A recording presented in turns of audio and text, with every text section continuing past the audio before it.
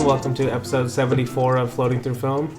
This week, we are taking one last one-week episode before we finally start our next series. It's been a while. It's been like a month and a half. Yeah. But it's summer and everything, so... Yeah. But no, I am excited to start another series. But this will be a good episode, too. We're doing, as the title says, the 1960s movie draft. Yes, sir. I guess before we actually get into the draft, we're just going to talk about in general what we think about the 60s, like what are some impressions of it, I know Luke said you've been thinking about this, so I'll let you go first. Well, you need to let me introduce let me introduce our host here, Luke. Hi. And Blake. What's up? So you go first. What are your impressions of the 60s? So I've been thinking about it a little bit.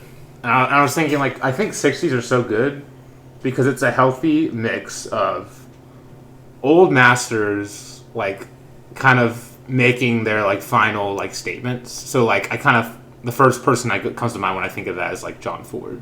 Ozu. Ozu, yes. Even though he wasn't an old master, as we said on the episode, he just died kind of young. Yeah. But I mean, still, it's still fun. And if he would have still stayed alive, he would have made more 60s masterpieces. Yeah. So, exactly. And then you get, of course, I feel like the regular directors in the prime, in their primes, Kubrick and Hitchcock was in his prime then. Well, I guess he was. But I know he was but you were saying. But then even also, what about the French New Wave? That's what I was saying. Then you got the new guys, the Japanese New Wave. Yeah, French New Wave, Japanese New Wave. It's honestly a lot of these movements across the world are starting. Tarkovsky's in the 60s. A lot of these. Yeah, he's starting now. Bergman's in his prime. Well, yeah, he's basically in his prime right now because he made. His prime, okay. He made an amazing. I don't know enough about Bergman yet to say his prime or not, because he did have a long ass career. Yeah, he kind of had a big long prime, I guess, maybe. And I will say, really weird sentence I just said. Never mind. A big long prime. Anyway, yeah. To kind of give my impressions is especially doing the 60s right after the 50s, it's kind of it is a lot of the same directors, but it's almost am I talking about the later part of their careers or the earlier parts? Yeah. But I don't know, to me, at the end of the day, it's more I'm trying to get more away from being a director has a prime in this era. It's almost especially for directors I really love, it's almost what era do I prefer on this given day? Well, yeah, I'm starting to go because I'm starting to appreciate more directors' later films where a lot of people. But I definitely see what you're saying. 2001 was made in and maybe I should say they went on really good runs. I think that's a better way to say it. And maybe a lot of them made movies they're known for the most. Yeah, that too. Yeah, which is maybe Kubrick made 2001. But a lot of people love Eyes Wide Shut. So, but you see what I'm saying though. It's yeah. No, it is an insane decade like that.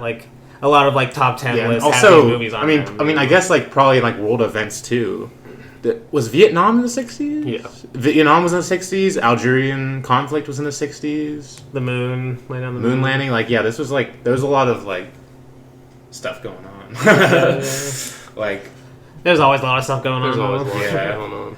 But especially that, I guess, in a way, I guess maybe movies were more directly reflecting on those too. Yes, versus more movies in the past, they're kind of having to hint at them more, or yeah, a lot of these movies, I feel they're more directly confronting those. Yeah, that's what I was kind of a lot of those issues, especially with the French New Wave and stuff like that. Yeah, but honestly, just around the world, it feels like more countries were starting their own film movements and stuff. Yeah. In the 60s, maybe the 50s too, but definitely the 60s.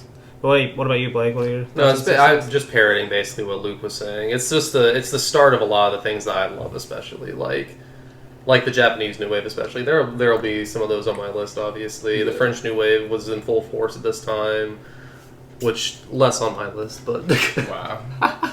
No, but yeah, and then we have the old masters, we were already saying, Kurosawa was in this decade. Obviously, that's one that we missed.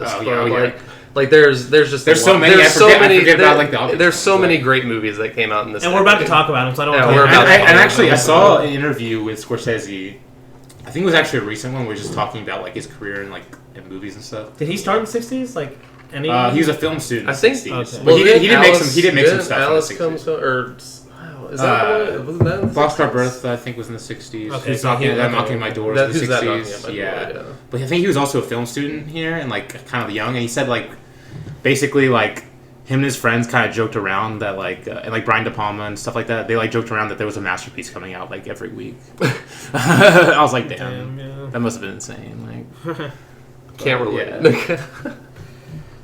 No, but I guess what the beauty of film is, though, when we go back and watch it, it still feels like there's also that too. Like we're so detached. Even though we don't get to watch them in a theater and stuff on film and everything, which sucks. But yes, at least we still get to watch them. Because like when you watch movies in like at the current day, like when a new movie comes out, I feel like you're more scared of like maybe potentially overhyping it or maybe thinking like recency bias. So you try to like.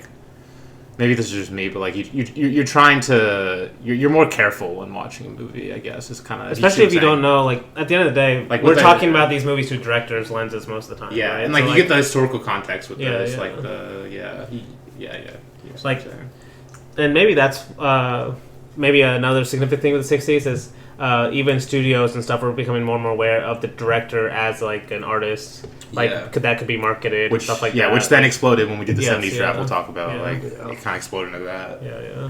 Particularly, I guess, really in America, it's like mostly known, but it definitely happened in other countries too.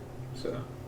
Yeah. But yeah, I think we can start. Well, let me. All right, I have random number generator here. Generator. So I think we're gonna do it like the same way we did last time, where our first pick, because there is gonna be probably maybe some kind of stealing, some kind of like it's inevitable in this draft. Yeah, like it is a very like a lot of great movies, like we've been saying. So we're gonna do the same thing we did in the '50s, where our first pick has to be one like that would be our own personal number one. But pick. then what we're doing differently though is because we realized.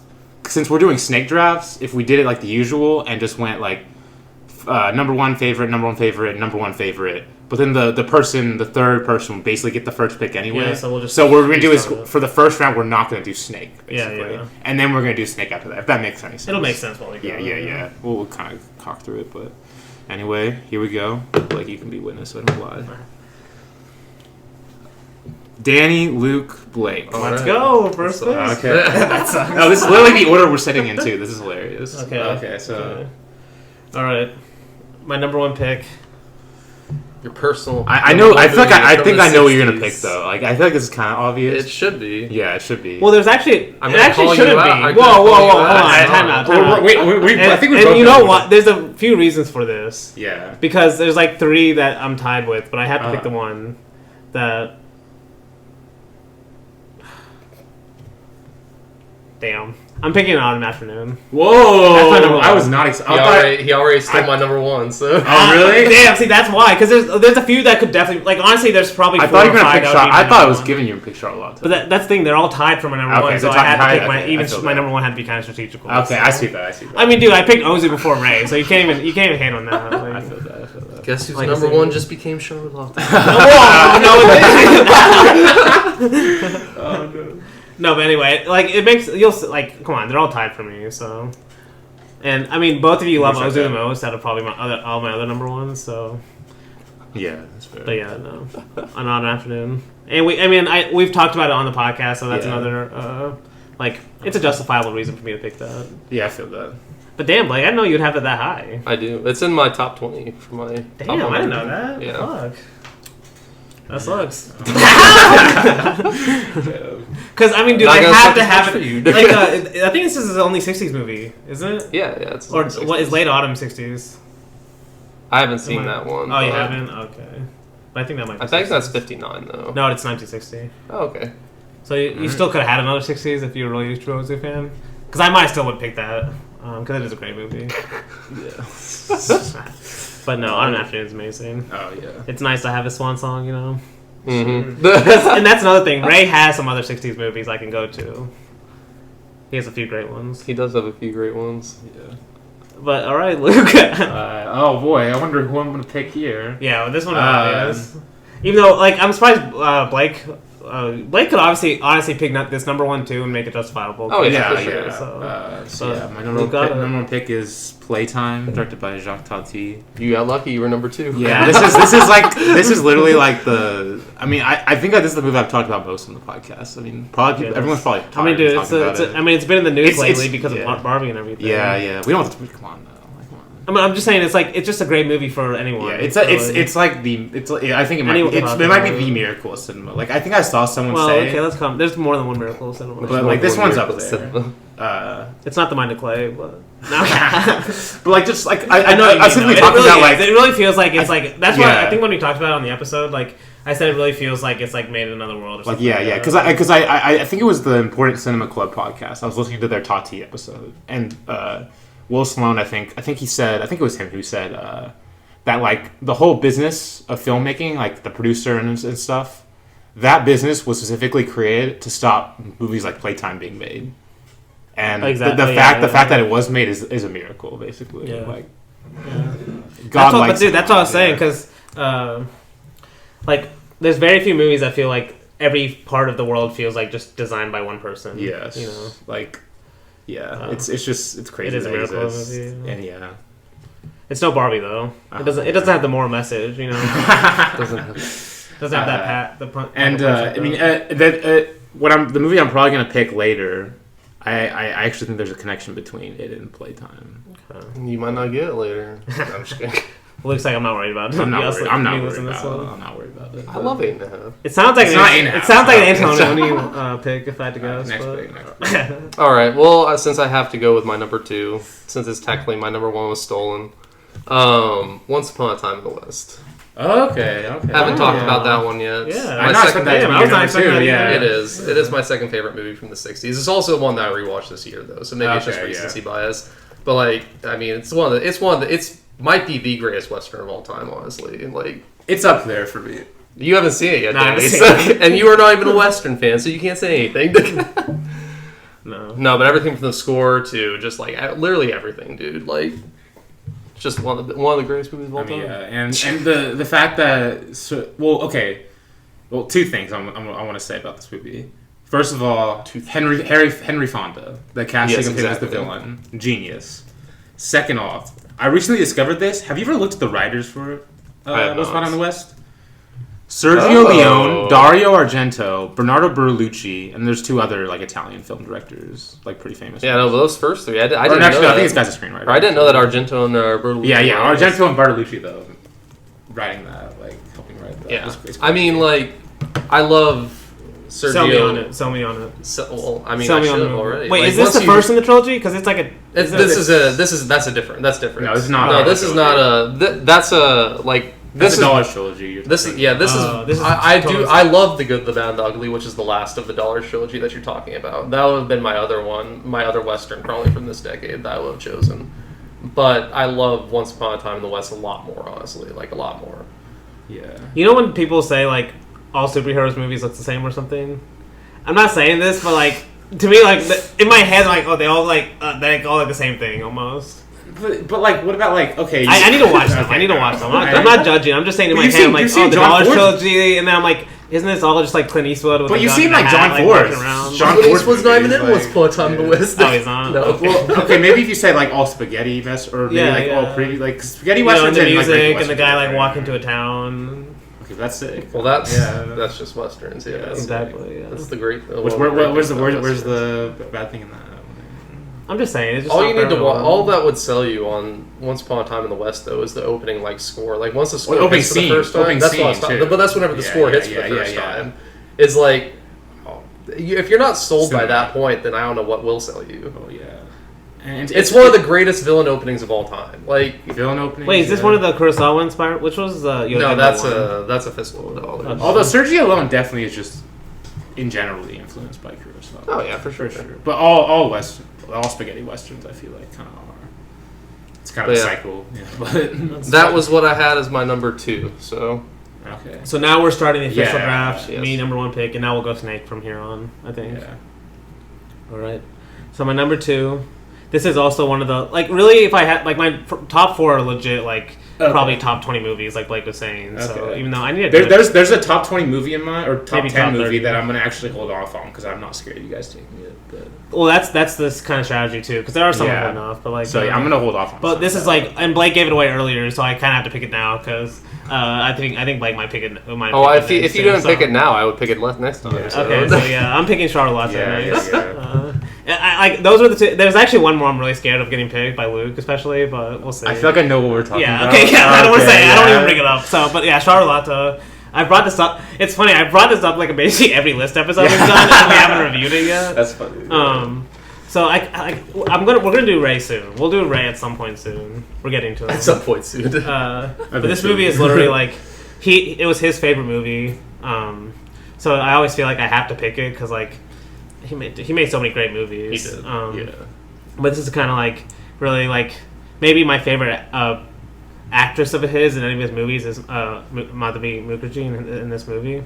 So and also Soumitra Chatterjee is also in this one too. So like both two Ray class staples in this one. But what about you? Like you guys both like this movie. Oh yeah. I've only seen it I think once though.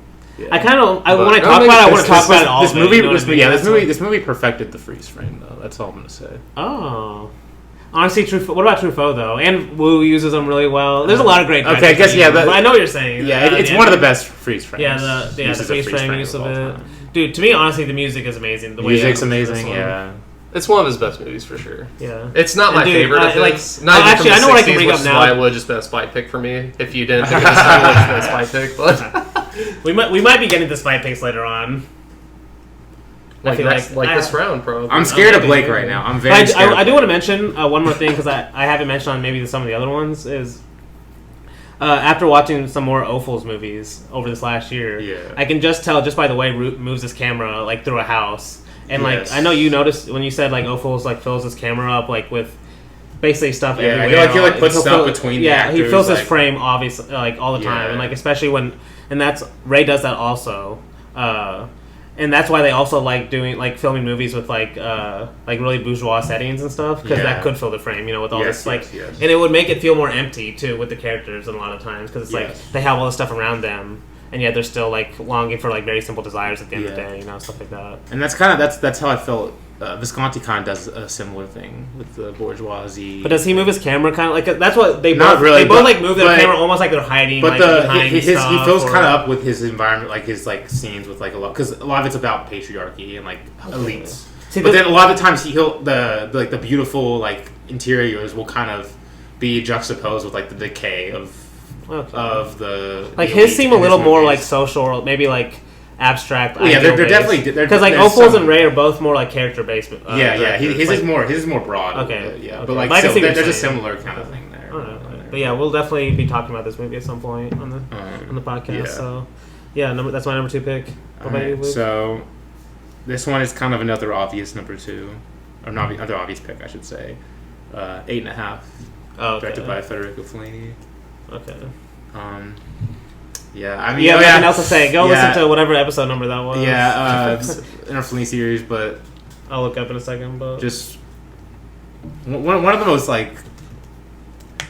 Have you watched it? Creative. When's the last time you watched it, or have you watched it since we talked about it? I haven't watched since we talked about it, but I need to, honestly. Like I've seen it like 4 times though. Like, oh yeah, you've seen it. Not enough still though. Let's be honest. Like, just the fact that he made that movie is insane. Like. Having the foresight to see that movie at that time, and just the fact that it kind of transitioned Fellini to his like very surrealist, and to the new kind of phase in his career, is also a really great thing about it. And also, it's just so inspiring to watch for me. Like, I know you both love it too. Yeah, we do. Oh, yeah. It's a very chaotic. It's like a chaotic and channeled movie in the best way. And then like dreamy, surrealist. Because I do think Fellini, at least in my opinion, he does become too chaotic and like as we talked about, obviously. Yeah. In my opinion, he becomes chaotic in 2 of them, but this one like it balances it like so perfectly. Okay, yeah, I can get with that. For sure. But yeah, so Luke's number 2 is obvious one, 8.5. What about you, Blake? So I'm trying to decide what I want to do here. Oh, no. I don't like because I'm definitely with one of the picks going to steal. Even though Dany, I know, is going to say, "Oh, it's not a big deal. I lost 2001. I still have Doctor Strange. 2001 is 2001 is Space Odyssey. You hate this movie. It's my number 52 on my top 100. Wow. Blade Runner's better still. But you okay? How's this feel, Dany? No, but I mean, honestly, though, 2001, I think it is one of the Okay, we got that on tape, so you don't think this is your number 2. Can't walk that back now? Yeah. I mean, I can love 2 sci-fi movies. It's one of my favorite genres. That's fucking No, but 2001, obviously somewhat of a spy pick, just because. But I mean, you still have Doctor Strangelove. It's okay. Damn. But right, no, I mean, fine. it's one of the greatest movies of all time. Just whenever you think of how he even filmed it, dude. Like, there are things that you watch. I mean, it's obviously inspired almost or like so much that's come out after it, like up to Barbie even this fucking year, like where they just basically rip off the opening of it, or just there are so many things that people take from 2001. But you just think about what he did back in 1968 to actually film this stuff, and it's actually insane. It's not my favorite Kubrick movie. I've already said that before. My favorite's probably Barry Lyndon.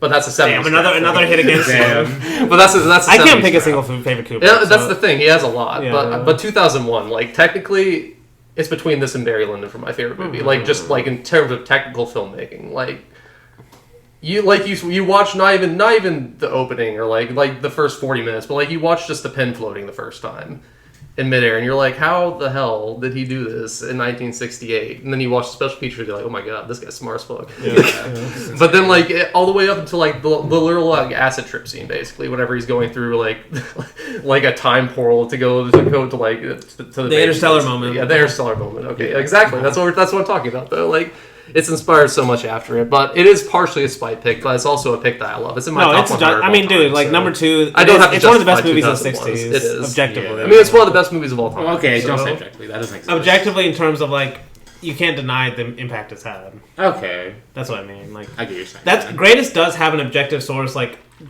at a certain point, the reason why you study the canon or classics, is even if you hate them all, you should still study them because of how many people have seen them. If you're talking about the influence thing, yeah, I exactly. definitely agree. Okay. That's what I mean by that. Okay. For sure. And usually most people like it. Like, oh yeah. Yeah, like I mean, what was on the last Science Zone? It was probably number 8 or something, or 5. It was number 1 on directors. Okay, that's the important one. And then the critics were like top 5, top 10. Like, yeah, but either way, I mean, everyone agrees. Like, so I can't hate you too much for it, and I will. I still have Strangelove. Like you said. But my third pick. So now you guys steal one from Luke. My third pick's not a steal from Luke. This is actually my number 3. Well, it's definitely going to be a stolen. It's going to be on his list probably. So it's technically a steal. Oh, okay, all right, that's. It's Dragon. You should have expected that to come back to you. Steal it. Exactly. You should have expected that to come back to you because I knew I had to wait. No, Dragon Inn. I mean, I would be remiss not to take this one whenever we're going to be talking about it in our next series, obviously, with Goodbye Dragon Inn. That's true. But it's maybe the greatest martial arts. It probably is the greatest martial arts movie of all time, honestly. I've seen a lot to this point. Okay, well, I still need to watch more. He's the bigger King Hu fan, I feel like, Lucas. He might be. He's seen more, but Touches In is actually up there too. But I mean, honestly, Dragon Inn might be it looks great. Well, Touches In they're different. Like Touches In, I love the spiritual ending that Touches In. That's definitely Dragon Inn's more like it's more like an action comedy. It's just martial arts. And like playing with like tension a lot and like single location a lot most of the time. While Touches In is like King Hu's just epic, like Buddhist, like spiritual. Yes. Just insane. No, but the thing about Dragon Inn that makes it so special is like we'll talk about in Goodbye Dragon Inn, it's what people take away from the movie. Because like Tsai specifically made me think about this whenever I watched Goodbye Dragon Inn, obviously. Because he's showing scenes in Goodbye Dragon Inn whenever things are happening in the theater that he's showing you, basically. Like if you're listening to the background, the movie's always playing. So like if you know what part of the movie that they're like in, and that's in those scenes, and then like you're thinking about, like, why did Tsai decide to put this here? Why is he having these characters looking at this specific scene, basically? Like, it just makes you think of, like, Dragon Inn means a lot to so many different people. And it's just, like, it's not just a martial arts movie. It's deeper than that, honestly. It is still one of the greatest martial arts movies of all time, but it's just, like... Wait, are we doing Goodbye Dragon Inn on the... Oh, yeah. Okay, so we'll come back to it. No, yeah, we'll definitely... I'll have to watch it then, I guess. Yes, I'm going to have to watch it. Let's go! Yes, you will finally have to watch Dragon Inn. But that was my third pick. I knew that Luke would not like that pick. Don't. But I knew I would have to take it. I love Luke was celebrating like that. Like he was celebrating. I thought you immediately stole. Yeah, because you were like, yeah. Well, see, I think of a steal as something that I wasn't going to take, and then I took it because Dany spied me. Like 2001. But that was literally going to be one of my next picks. I surprised you. I picked Ozu. How is that a steal? On an afternoon. 2001. You like 2001 more. I know this. I know this for a fact. You like it more. On an afternoon is honestly one of Ozu's best. It's like top 3 probably. It's my favorite Maybe top Ozu, 4. yeah. Okay. I had to have an Ozu. I know. I have a new plan now. All right. So I have a new plan. My next pick, I'm picking this before Dany can pick it. Oh, come on! Because stop. This better not. He's playing the game. I'm honestly curious if you were gonna pick this soon. All right. The Man Who Shot Liberty Valance.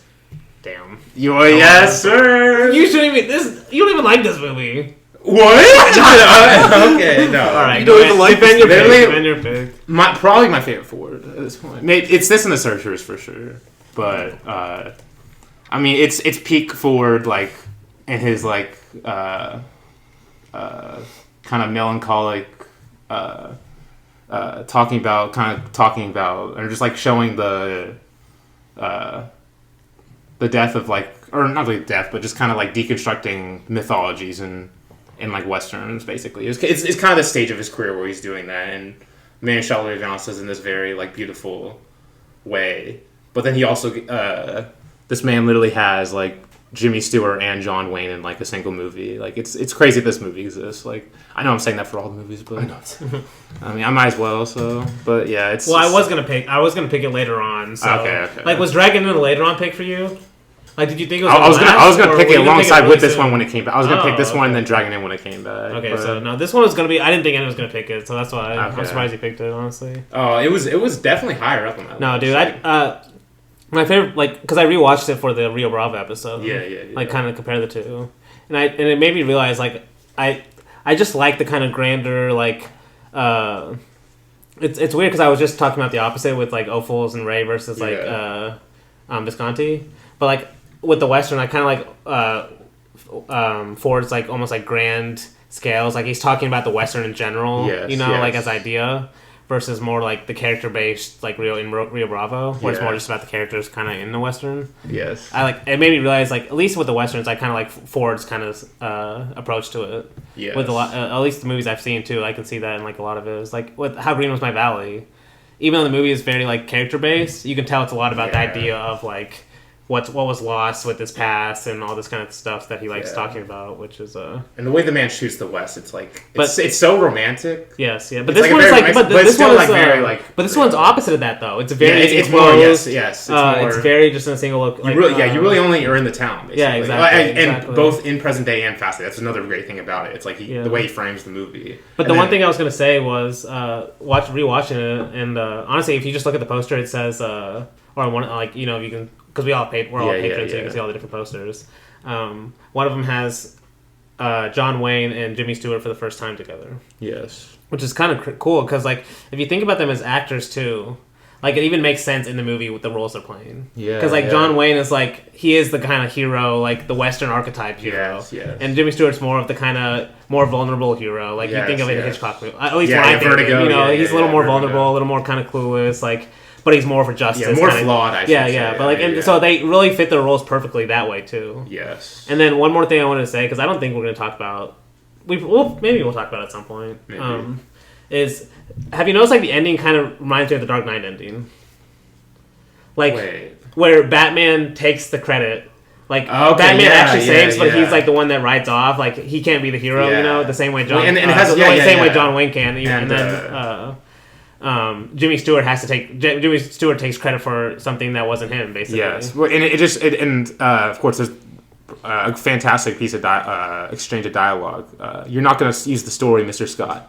No, sir. This is the West, sir. When the legend becomes fact, print the legend. Exactly. Exactly. Like the Dark Knight literally has something like that too. Honestly, damn, I actually didn't think about that. Yeah. But. And honestly, like Nolan's a huge probably Western head, so. Maybe I don't know. I don't know if I've seen him talk about. I don't know. He hasn't seen this movie though. He did mention that the second act of Oppenheimer, he is going for a Western. So. Okay, that makes sense. Damn. And you were getting mad at me for saying No, that's why I told you on the podcast. I made fun of you. I made fun of your Ashford City shit. Ashford City. Because I said that Oppenheimer was more like a Western. Those things were more like a Western. That's insane. That's insane. It's not though. That's insane. There's not a single cowboy hat there is. In Oppenheimer, whenever he's on the ranch, he's literally a ranch. True. They're literally ranching. Literally, Asteroid City. Literally, there's literally cowboys. Yeah, there's literally cowboys in Asteroid City. And they sing a song too, and they dance. A Western, though. They sing a jig or something. Bro, watch Rio Bravo, you'll get it.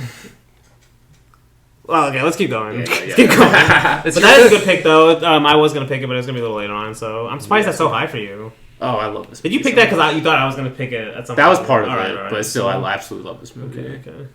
All right, so my number 3 then. I'm picking this one partly because I love it and partly because I think you guys might pick it at some point. High and Low. Yep, I would have picked it. Yep. Let's go. I knew you would pick that, though. Honestly, deep down, it has to feel good when you're like, you pick something you know someone else is going to pick too. Yeah. Because I saw you post a clip on Twitter, so I figured you watched it. So I was kind of nervous posting that, but I was like, I had to pick it. I figured you probably I loved it. Because when I realized that, I was like, holy shit, this is insane. It's just like a random moment in the movie. And it's not even like, so you could really easily miss that moment if you just watch it. So you were talking about specifically like the way they're like face. Literally every time they turn. Basically, someone is turning the other way or something. Yeah, well, yeah, and I was going to say, you could also say that a lot about just how they move in general. Well, yeah, it's insane in that they're all moving, like, every time they move, they're still framed, like, perfectly. Yeah. Like, how do you do that? Like, no, because in this time watching it, because it's, like, literally the first, like, 40 to 50 minutes, you're literally just in the house. But I never think about that, and when I go back to rewatch it, I'm always like, damn, this movie's so exciting and stuff. Like, you always think about how action-packed it is, and, like, the first 50 minutes is just, like, in one house. Yeah. It's literally, like, basically in one room, as they, like, figure out what to do about this kidnapper stealing the kid. Yeah. But it's like, damn, it's... And then there's the whole other movie, too, which is there was like 3 movies, basically. Yeah, literally, like... but it still feels very cohesive. Yeah, like, dude. It's so good. No, it's like, it literally is high and low. You go from, like, the highest society in the house for 50 minutes until, like, the lowest, where how he dies at the end and stuff. Yeah. What do you guys think about it, though? I know, because you guys both said you were going to pick it. This and Dreams are, like, my favorite Kurosawa, which I think is the same for you. Yeah, same. Yeah. Even though, like, I need to watch Redbeard more, because I can see that one. I need to rewatch multiple Kurosawas, but there's more that I just need to watch more, and then they'll probably... It's not my favorite. It's not my favorite Kurosawa, but it's my favorite from the 60s, which is why it was on my list, obviously. There are 3 masterpieces from Kurosawa in the 60s, though, in my opinion, that I would be happy to pick. So, well, I'm not gonna say that. Okay. But well, I could say if you don't like them, but I don't know. I love. Like, do you still have a Kurosawa in play? Yes. Okay, so then don't say it. Yeah, I guess we'll come back to it. Yeah, we'll come back to it. But I do. I mean, High and Low. It's one of his best movies. Whenever people think of Kurosawa, they think of like the samurai epics, like we've already said before. But like High and Low, yes, this one. But watch it this time, dude.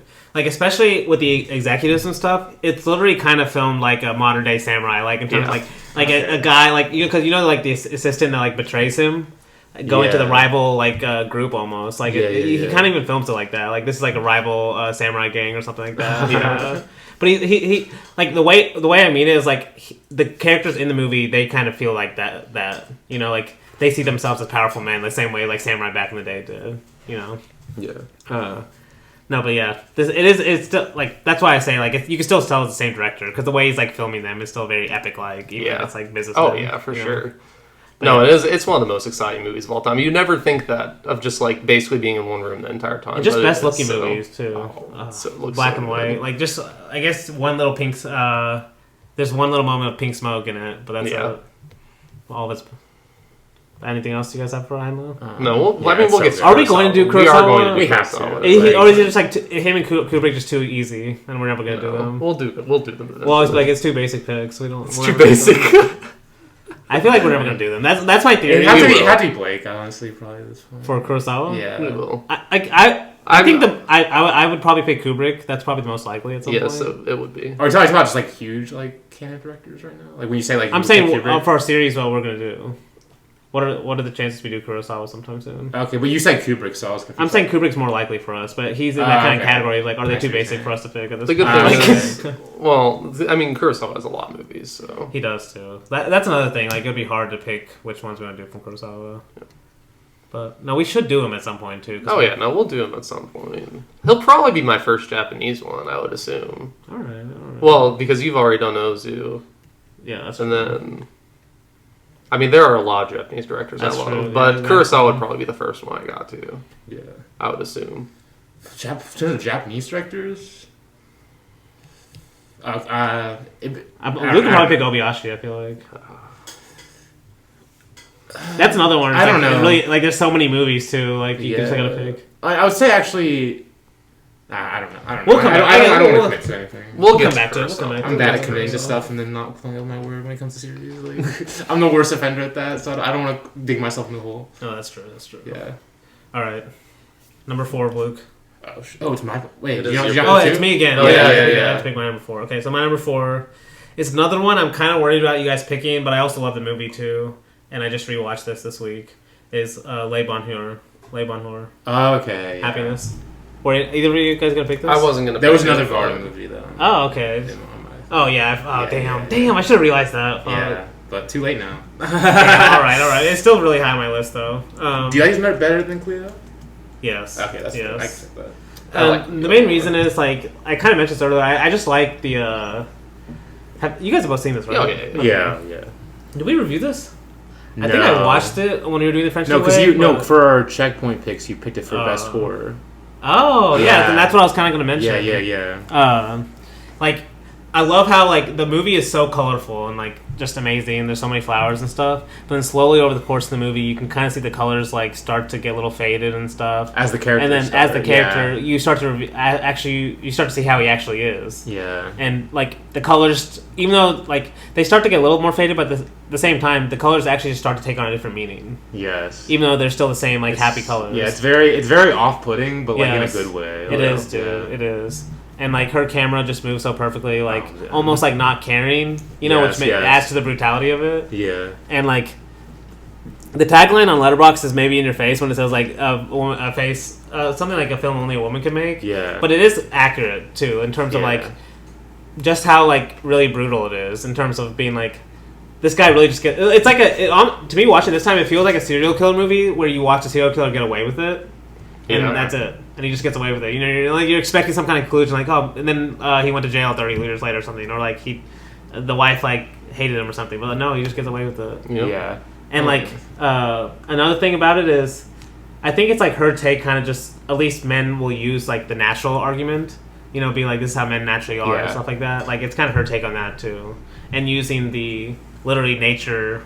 Like visual language of nature in the movie, like to really emphasize that. Yes. And I just want to point out something hilarious about that movie. So it's on HBO Max, or at least it used to. I don't know if it's still on there. But the HBO Max synopsis literally spoils the movie, like just straight up. Wait, should I? I don't even. I just spoiled it, and we've all seen it. So okay. Here's the synopsis they give you on the screen, like fully in front of you. When his wife dies, a man takes his children and goes off to live with his mistress happily ever after. That's literally the ending of the movie. That happens in the last minute. I'm not even joking. Like that happens literally like the last minutes. Unless they're saying that's how the beginning of the movie starts. No. Because honestly, if you watch the very beginning of the movie, you think HBO Max is really doing that? No, because if you watch the very beginning of the movie, it's actually the title credits are so like honestly, she has a lot of great title credits for her movies. But this one's amazing, like because you see like the sunflower. Like with the names, like she's using this like sunflower and she's like going back and forth like other sunflowers and stuff. Okay, but in the background, you see this family like blurry walking towards the camera. Okay, yeah. And the last shot of the movie is them walking away. The different family, but same walking away from the camera in blurry, like the same way. Yeah. Just the feeling that movie gives you too. It's just like it's so weird. It's like it is because it's honestly it's only an hour and 20, but she still spends a lot of time like.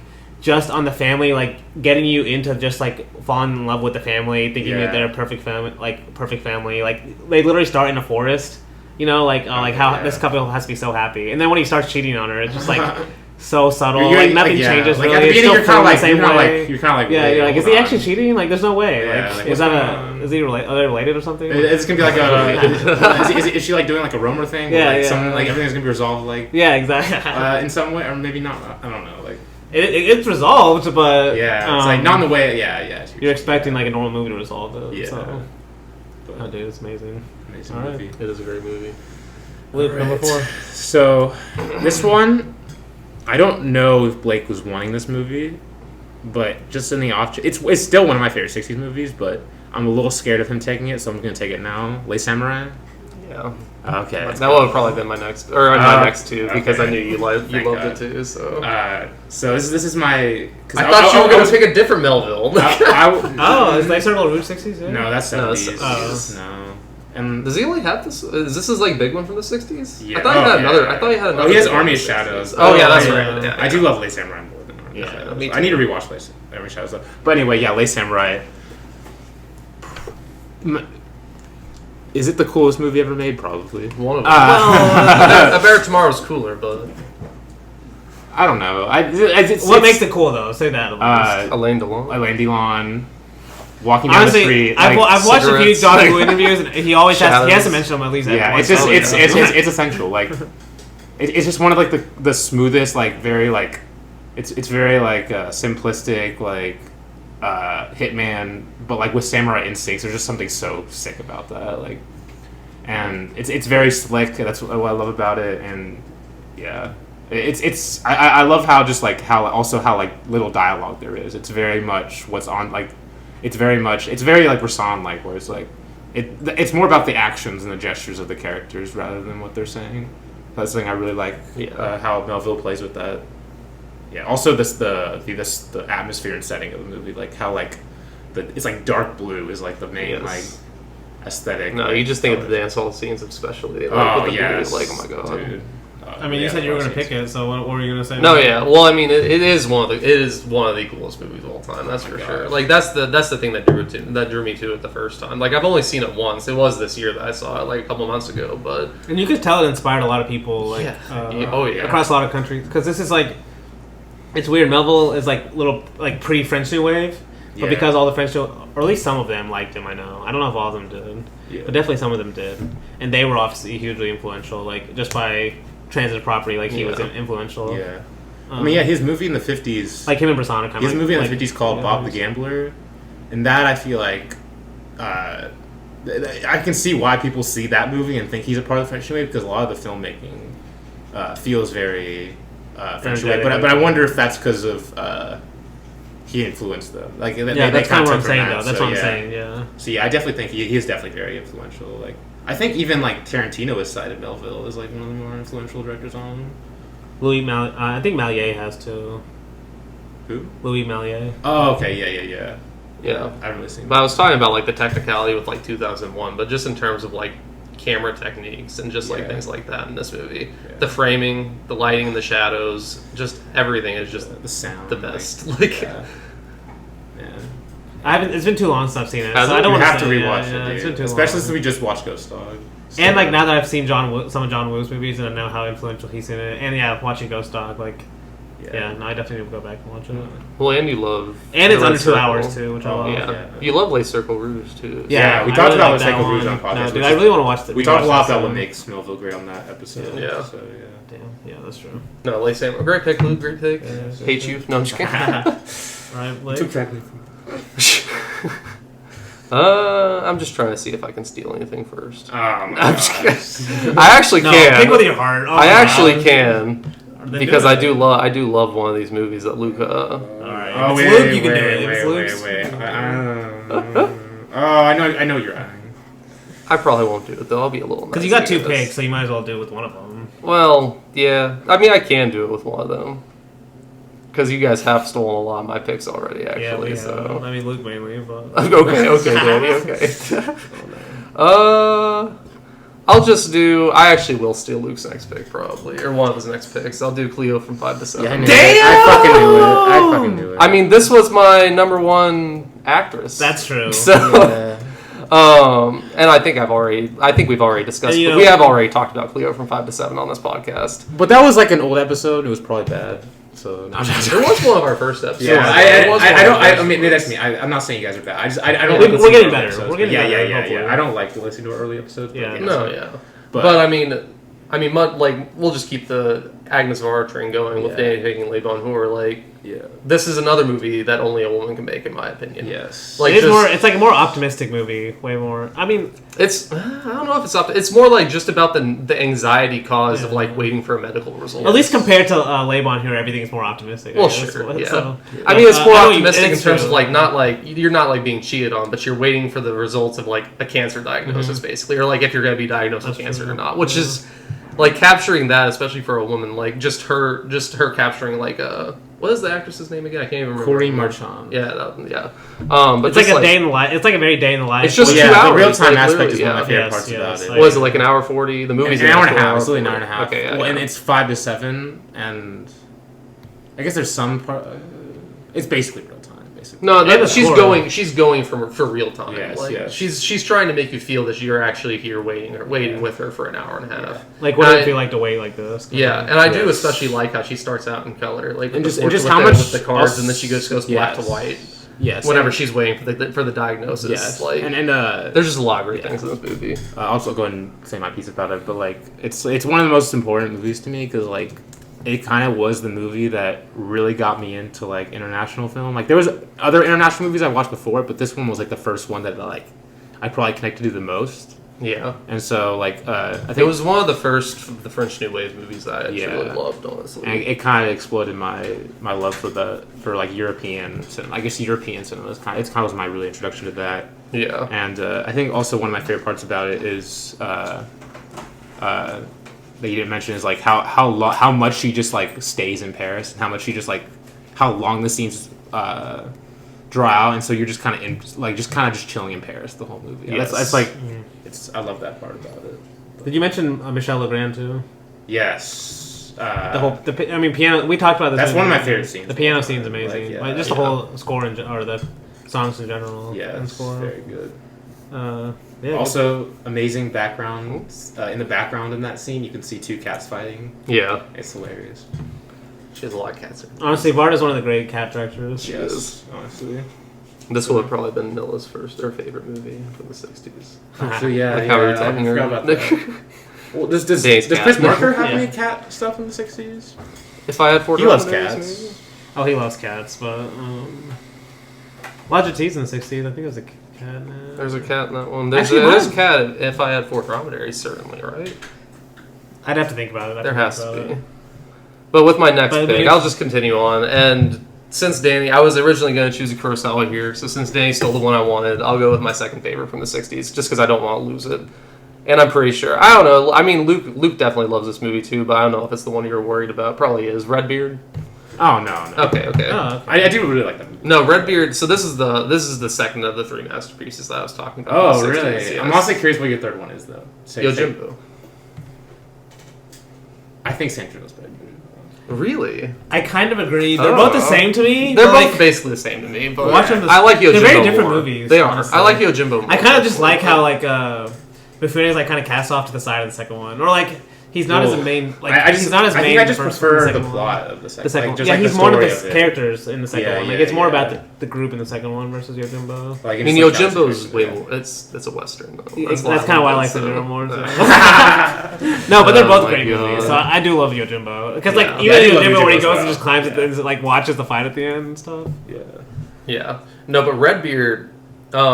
We have talked about this one on the podcast. Yeah. It was the one that we did. It was our first blind spot with Titan. Yeah. Weird combo. Weird combo. No, but we talked about this one on that podcast, and I know. I mean, I might have more thoughts on it this time. Like, I really need to watch this one again specifically because especially since like reading more about like how to see, like that, especially that Buddhist book has like made me more aware of like just like Buddhist themes, especially in Asian cinema, where they aren't specifically in the movie directly. Like this movie specifically came to my mind. She in the book that I was talking about, I can't remember what it's called, but she's talking about like Rashomon and how that's a Buddhist, how that's like she's like viewing that one in a Buddhist lens. But you could easily take that and look at Redbeard because Redbeard's literally doing kind of like what Buddhists are supposed to do. Like he's basically a Buddhist monk, but just helping the poor no matter what. His kind of view on compassion. Yes, you just do it no matter what, you know. Yes, and I love the overall message of the movie, and it's one of Kurosawa's best movies. No, dude. It's like it has whenever you think of samurai movies, you don't think, or like this isn't even like the first time I actually watched it, I thought it wasn't going to actually be a samurai movie. I wasn't expecting a doctor movie or like a medical movie. Yeah. But like it's set in that period, which is why I thought that. And when you see the poster, and when you see the poster, the name even Redbeard, like it just all makes you think of samurai. It makes you think of it, but then like you watch the movie and he's not deconstructing that myth, although he might be a little bit, honestly. But like it's just like. But I think he's kind of using that heroic ideal and applying it to like being a doctor, or like like instead of just being a samurai, you can kind of even have that kind of heroic mentality for other things, like maybe more useful, honestly. But no, dude. Another thing that I kind of see similar with at least High and Low, what I was talking about at the beginning of High and Low, with like shooting like in closed spaces, like how the first 50 minutes of High and Low is in like a single house. Redbeard's a lot of it's like inside this like really cramped doctor's like where he's taking care of all these patients, but it still looks amazing. Like all the interior scenes and stuff, like where they're taking care of everyone. Like, oh, dude, he just all of his movies just are like gorgeous. It's crazy, dude. And like this one's 3 hours long, and you would think that like watching a 3-hour medical movie would be like kind of boring, honestly, but it never really is. And that because it's like that. Mifune is like the headmaster. Yeah, he's the head. But there's like that assistant, because I've only seen the ones too. Yeah.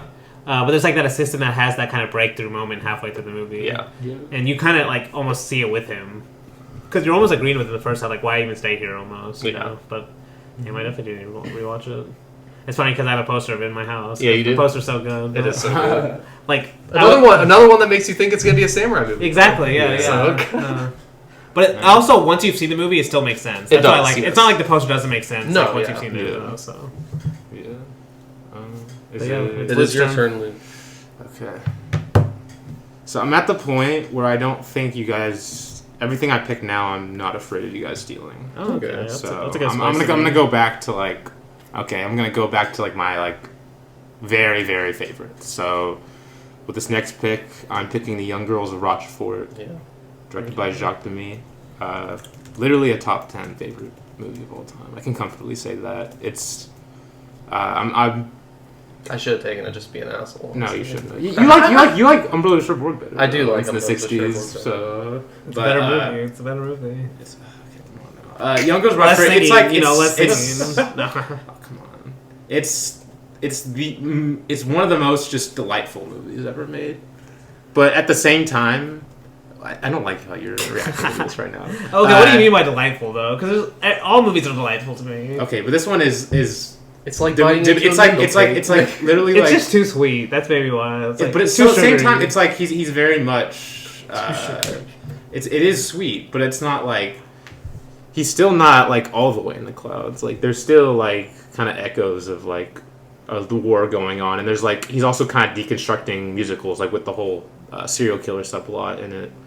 And it's kind of like I think I saw someone say that like, but like, it makes a lot of sense with Demy's career, because starting from like Lola, his first movie, he's always been obsessed with the chance encounter. Well, he's obsessed with love in general, but especially the obsessed encounter, like when you meet someone that like your soulmate, say, or someone that you like live the rest of your life with, like.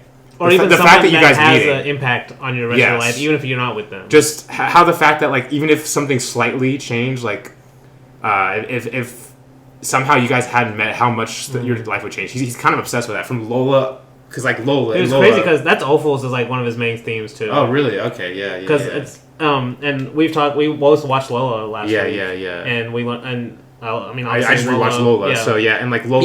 We watched Lola Montez, yes, Opals is Lola. And then Demy, like an homage to that movie, made Lola. And like Lola, like the whole plot of that movie, kind of, it's about this guy who has this former girlfriend who's a cabaret dancer, and basically they randomly run into each other on the street, and then we see basically like what happens between them. And so from the very beginning, he was obsessed with that. And Young Girls of Rochefort seems like him taking that obsession and just like trying to make his most like delightful movie. You know what you're selling me on it now. You're selling me on it. This movie really is so built. It's so built around the chance encounter. It's so good, and as it plays with that with some of those beautiful moments of all time. Like it's some of my favorite moments. Like we'll get also you have Gene Kelly, bro. We'll get to chance encounters with Tsai also for sure. Yes, like We haven't done Demi, so are you ever going to? I think we did Love. I think we did Umbrellas. I think. Yeah. Did we do Umbrellas or Young Girls? We did Umbrellas. Oh, okay. But yeah, we'll definitely. I'll try and do Demi at some point because he's definitely a director that means a lot to me. I'm starting to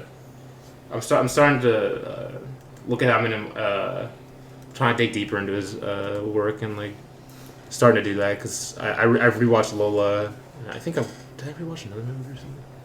Well, I'm thinking about rewatching a lot of his movies soon. So yeah. Had to pick Young Girls. Had to pick Young Girls. Of Rochford. That sounded weird. Young Girls. That's why I picked Young Girls Rochford. All right. Good pick. Yeah. All right, my number 5. I think this is the last one. I was kind of worried about people picking at least Blake, because I know he's a huge Chris Marker head. But if I had 4 Camels or if I had photo, it was on my list, but I have others also. Logity, I'm guessing, but well, maybe I won't say anything. But I'll stick to if I have 4 Camels because we did review that on the podcast too. Did we? Yeah, we did with Mind to Play. Oh yeah, we did. For Vertov. Yeah, no, because we done Sans Soleil also. Yeah, that was. We did have French New Wave. Yeah. So we've done. No, wait, did we do La Jetée instead of Sans Soleil, or did we do Sans Soleil? Did we do both? We did Sans Soleil for sure. I think we did both. We might have done both. Either way. Oh yeah, we did La Jetée and Sans Soleil. Okay. So we've done 3 Marker movies and not a Marker series. Yeah. But that's not a bad thing. It's not bad. Yeah. But if I have 4 Camels, I just love maybe one reason because I've talked about it before. Obviously, just one of the reasons I had to pick it is. Like, to me, I love photography, and this is just all still images, so it's kind of just like, just on that level. It's him kind of building off of La Jetée and trying to make it into like a feature. Trying to make a new form, I guess. And but really making you think about film is just moving images. Yes. And it is 24 frames a second, so it makes it look like it's motion. But at the end of the day, you really are just watching frames moving fast. And this one, like, literally makes you think about that by just literally showing you frame one after the other. Yeah.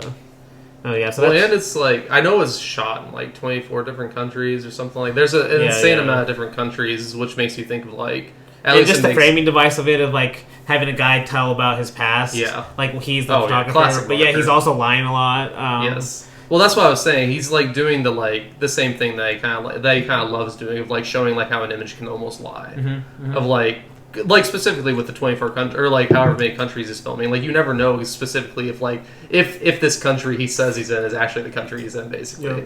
Like, because there's so many shot in. Like I think we mentioned this once where he says something about the dead cat. Yeah. Like the girl and the dead cat. Or I think it's a boy or something dragging a dead cat or something. Yeah, cat or a dog. Or we see him with the cat, we don't know it's dead or something. Then he tells us it's dead, and it changes how we think about the image and stuff. Yeah, because he was because you're thinking, oh, maybe he's just dragging along his dog or his cat or whatever it is. Yeah. Like, then we learn he killed it or something. Yeah.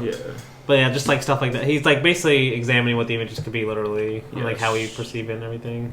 But also just such a poetic movie. It's like it flows very well. It is a lot though.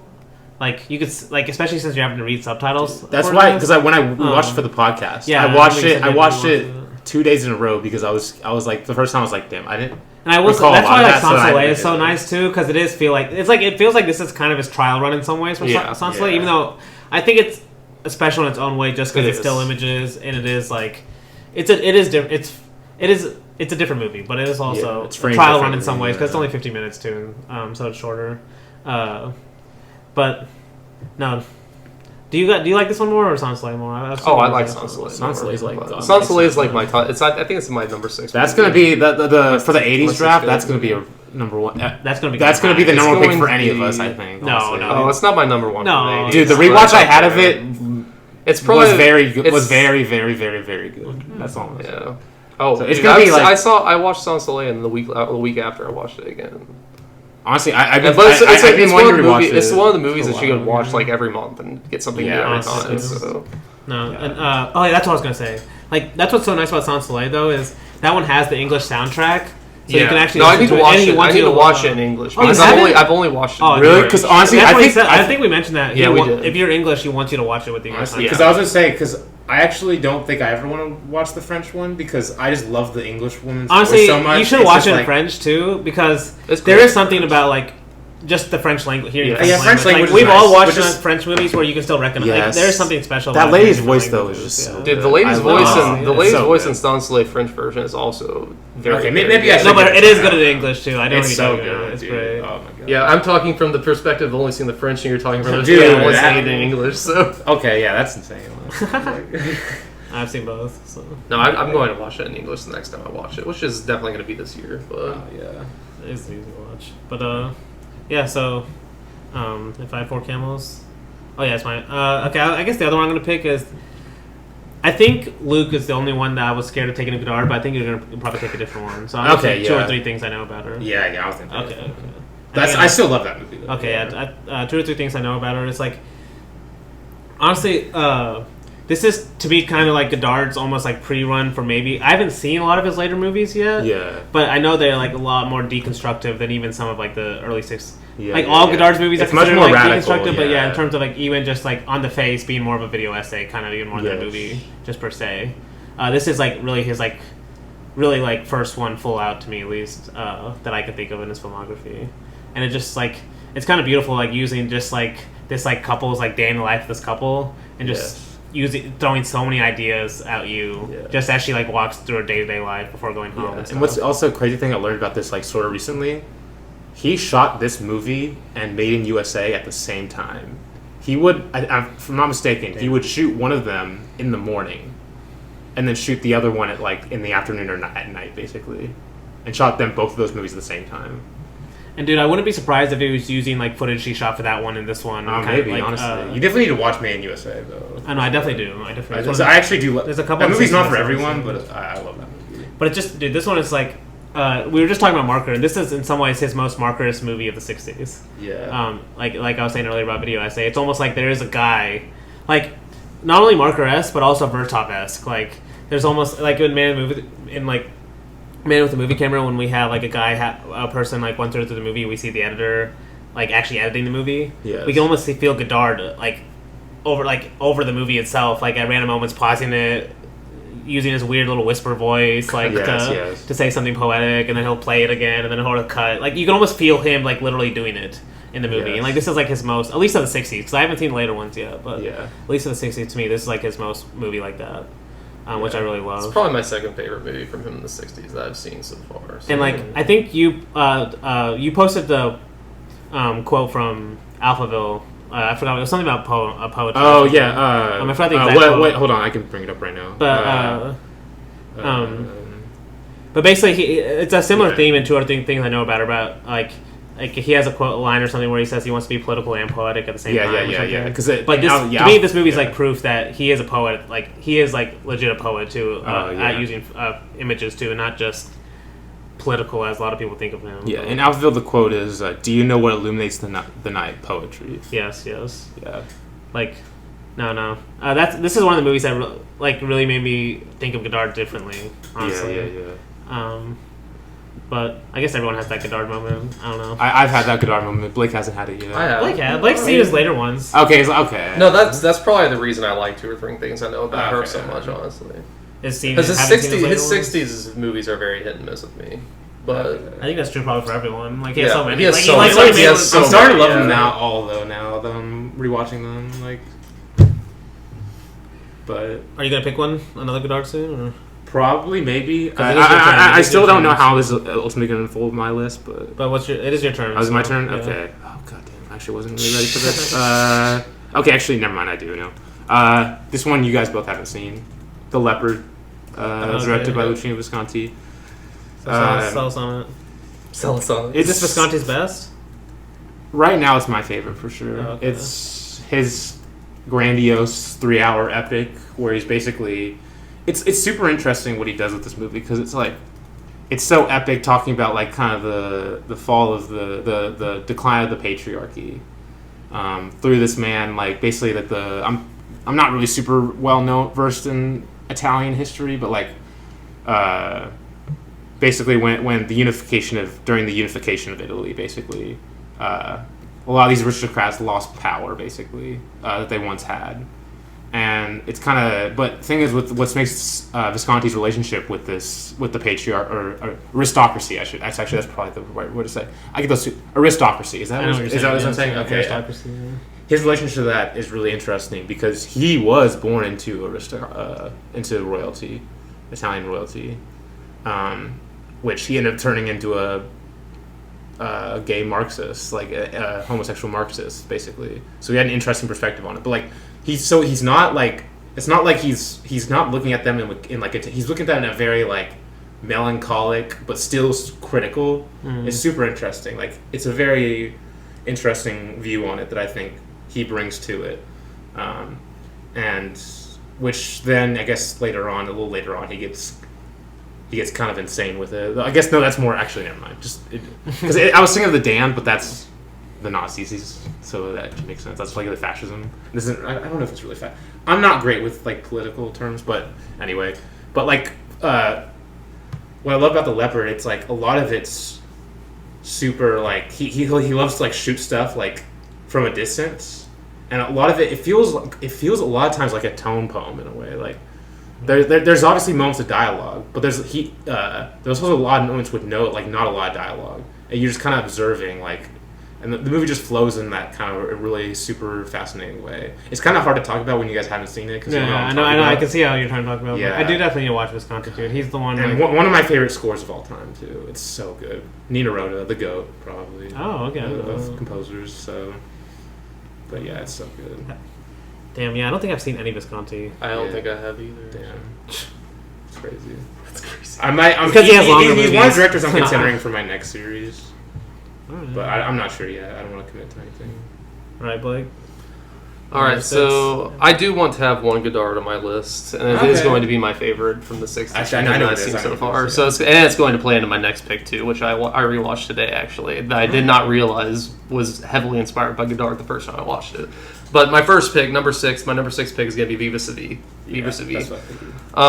This was the one that I was talking about, where it was my moment with Godard, where I was like, okay, I actually do love, like he can't make a movie I love, basically. Because, I think I had seen 5 movies before that I was just like, I get why people like him, but he's just not for me, basically, right now. And then Vive sa vie came along, and I was like, oh, okay. This is really, really, really fucking good. Mostly because a lot of my problems, especially with the 60s Godard characters, is like his female characters, I don't think they're like I just don't like the way he like writes them, basically. Or like the way he portrays them a lot of the time. Mostly because I think he's like I know I said this in Breathless, like one of the reasons I don't like that is because I think he knows how smart the American journalist is in that game, or in that movie. And if he knows how smart she is, I don't understand why she falls for someone like Michelle, basically. That's like one of my problems. That was one of my problems. Like, I liked the way he wrote her character, but it just didn't match up with the way she's acting almost. And I've had that feeling with a lot of his movies, with like a lot of his female characters in movies. But Vive sa vie is like honestly just an amazing portrayal of like how a woman can fall into like prostitution, basically. Yeah. Like especially in a changing France after World War II, you know, like. Mm-hmm. Because there are a lot. I think this is one of the ones where a lot of the like air titles are like machine gun fire, basically. Yeah. I'm pretty sure one of the air titles is actually like someone gets shot, or like someone gets shot and then like the air tile right after that's like just machine gun fire or something like that. It was something like that. Yeah. But he does like he does a lot of his classic Godard things, like a lot of the quick cuts, a lot of weird titles and stuff like that. It's definitely one of the more accessible Godards, I would say. I think it is too. Well, and it's just because like Anna Karenina carries that shit out of the movie, man. Like. She is. It's my favorite performance from her, which I know probably like you guys might like Pierre LaFou more or one of her other movies more. Because she has a lot of great ones, but she's amazing. It also has one of my favorite, like when she goes and watches Passion of Joan of Arc in the theater. Yes, I love that moment. Yes, one of the great homages. Yeah, it is one of the greatest, dude. Dude, it's almost like because it's like foreshadowing the movie too, like her ending as well. No, it's a really great movie. Yeah, you guys have anything else to say about it? I mean, I need to rewatch it once. I want to see it once, and there's some of the other ones I've seen a few times, but I do really love it. I loved it the first time I watched it, so no, I agree. It's also only like 80 something. It's like 82 minutes, which is insane. 84, yeah, 84. No, but one of the reasons I decided to choose this one now is because it actually leads into my second pick, which I do like more. I like it more than Vive sa vie. I just want to talk about that one first because it would lead into this one better. But honestly, if I'm being real to myself, this movie is the best Godard movie, honestly, of the 60s. Oh. It's Funeral Parade of Roses. Oh, okay, yes. I watched, Funeral Parade of, I don't even remember who directed it. I think it's Toshio Matsumoto. Yeah. Toshio Matsumoto. But Funeral Parade of Roses is about a trans, or maybe just cross-dresser. I don't know if he's specifically. Actually, he is called a she in the movie, so it is a trans, basically sex worker. Yes. But it's basically about her. It's a lot like Vive, like basically about her like downfall almost, or like how, like her end is more. It's I actually don't remember what the end of Vive is anymore. Yeah, I do. What is it? Should I say it? Yeah, she gets shot. Okay, yes, okay. So that's very similar because I thought it was something like bad that happened to her at the end of that movie. That's what I'm saying. It's foreshadowed by Joe Passion. Yeah. Watching that.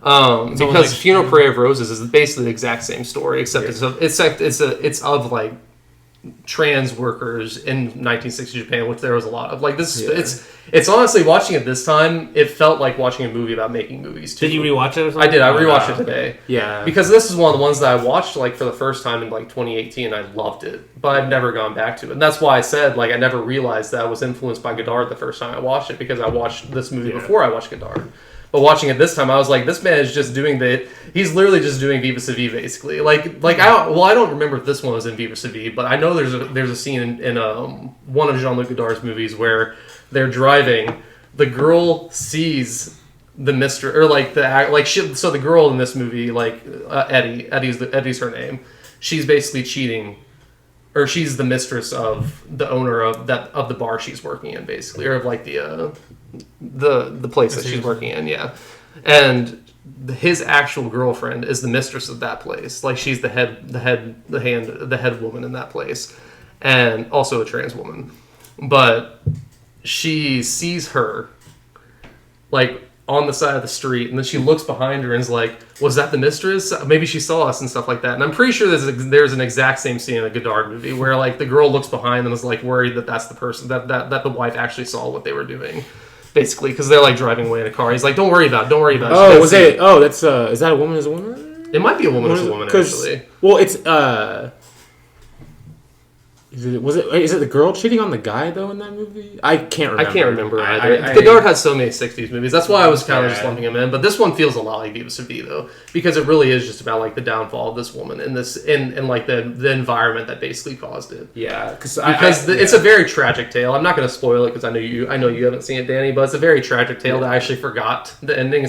But I actually forgot. I kind of love when that happens. So I can like the second watch is like. Is it on Criterion? Like. No, I haven't downloaded. Oh, yeah, I gave it to you. I've given it to you. It might be on Criterion. You took it from me. Oh, okay. So yeah, I watched that movie a couple years ago. I don't remember a lot from it, but just the main thing I remember from it, coming out of it, was like how radical it was for a 60s movie.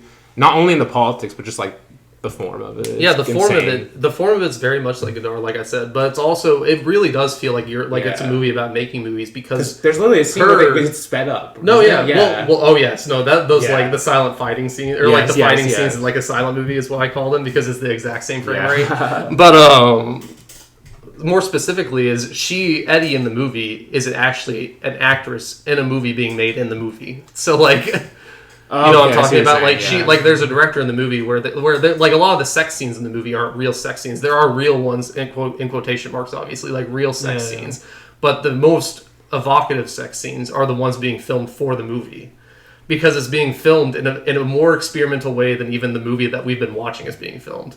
Like he's basically using the movie in the movie to be even more experimental with the movie he's making. It's just because he's just making you think like. What is real? What are we watching on the screen? Like, what is her real life, and what is actually the movie that they're making, basically, in the movie? Because there are a lot of scenes that you're watching, and you're like, oh, okay, this is actually happening in her life, and then you realize that was part of the movie that she was in.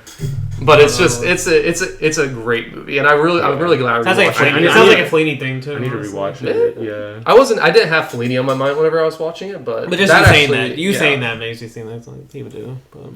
Could see that, yeah. But yeah, one of my favorite movies from the 60s, honestly, so... Yeah. I really want to watch more Japanese New Wave, too, because I watched my first premiere recently, so...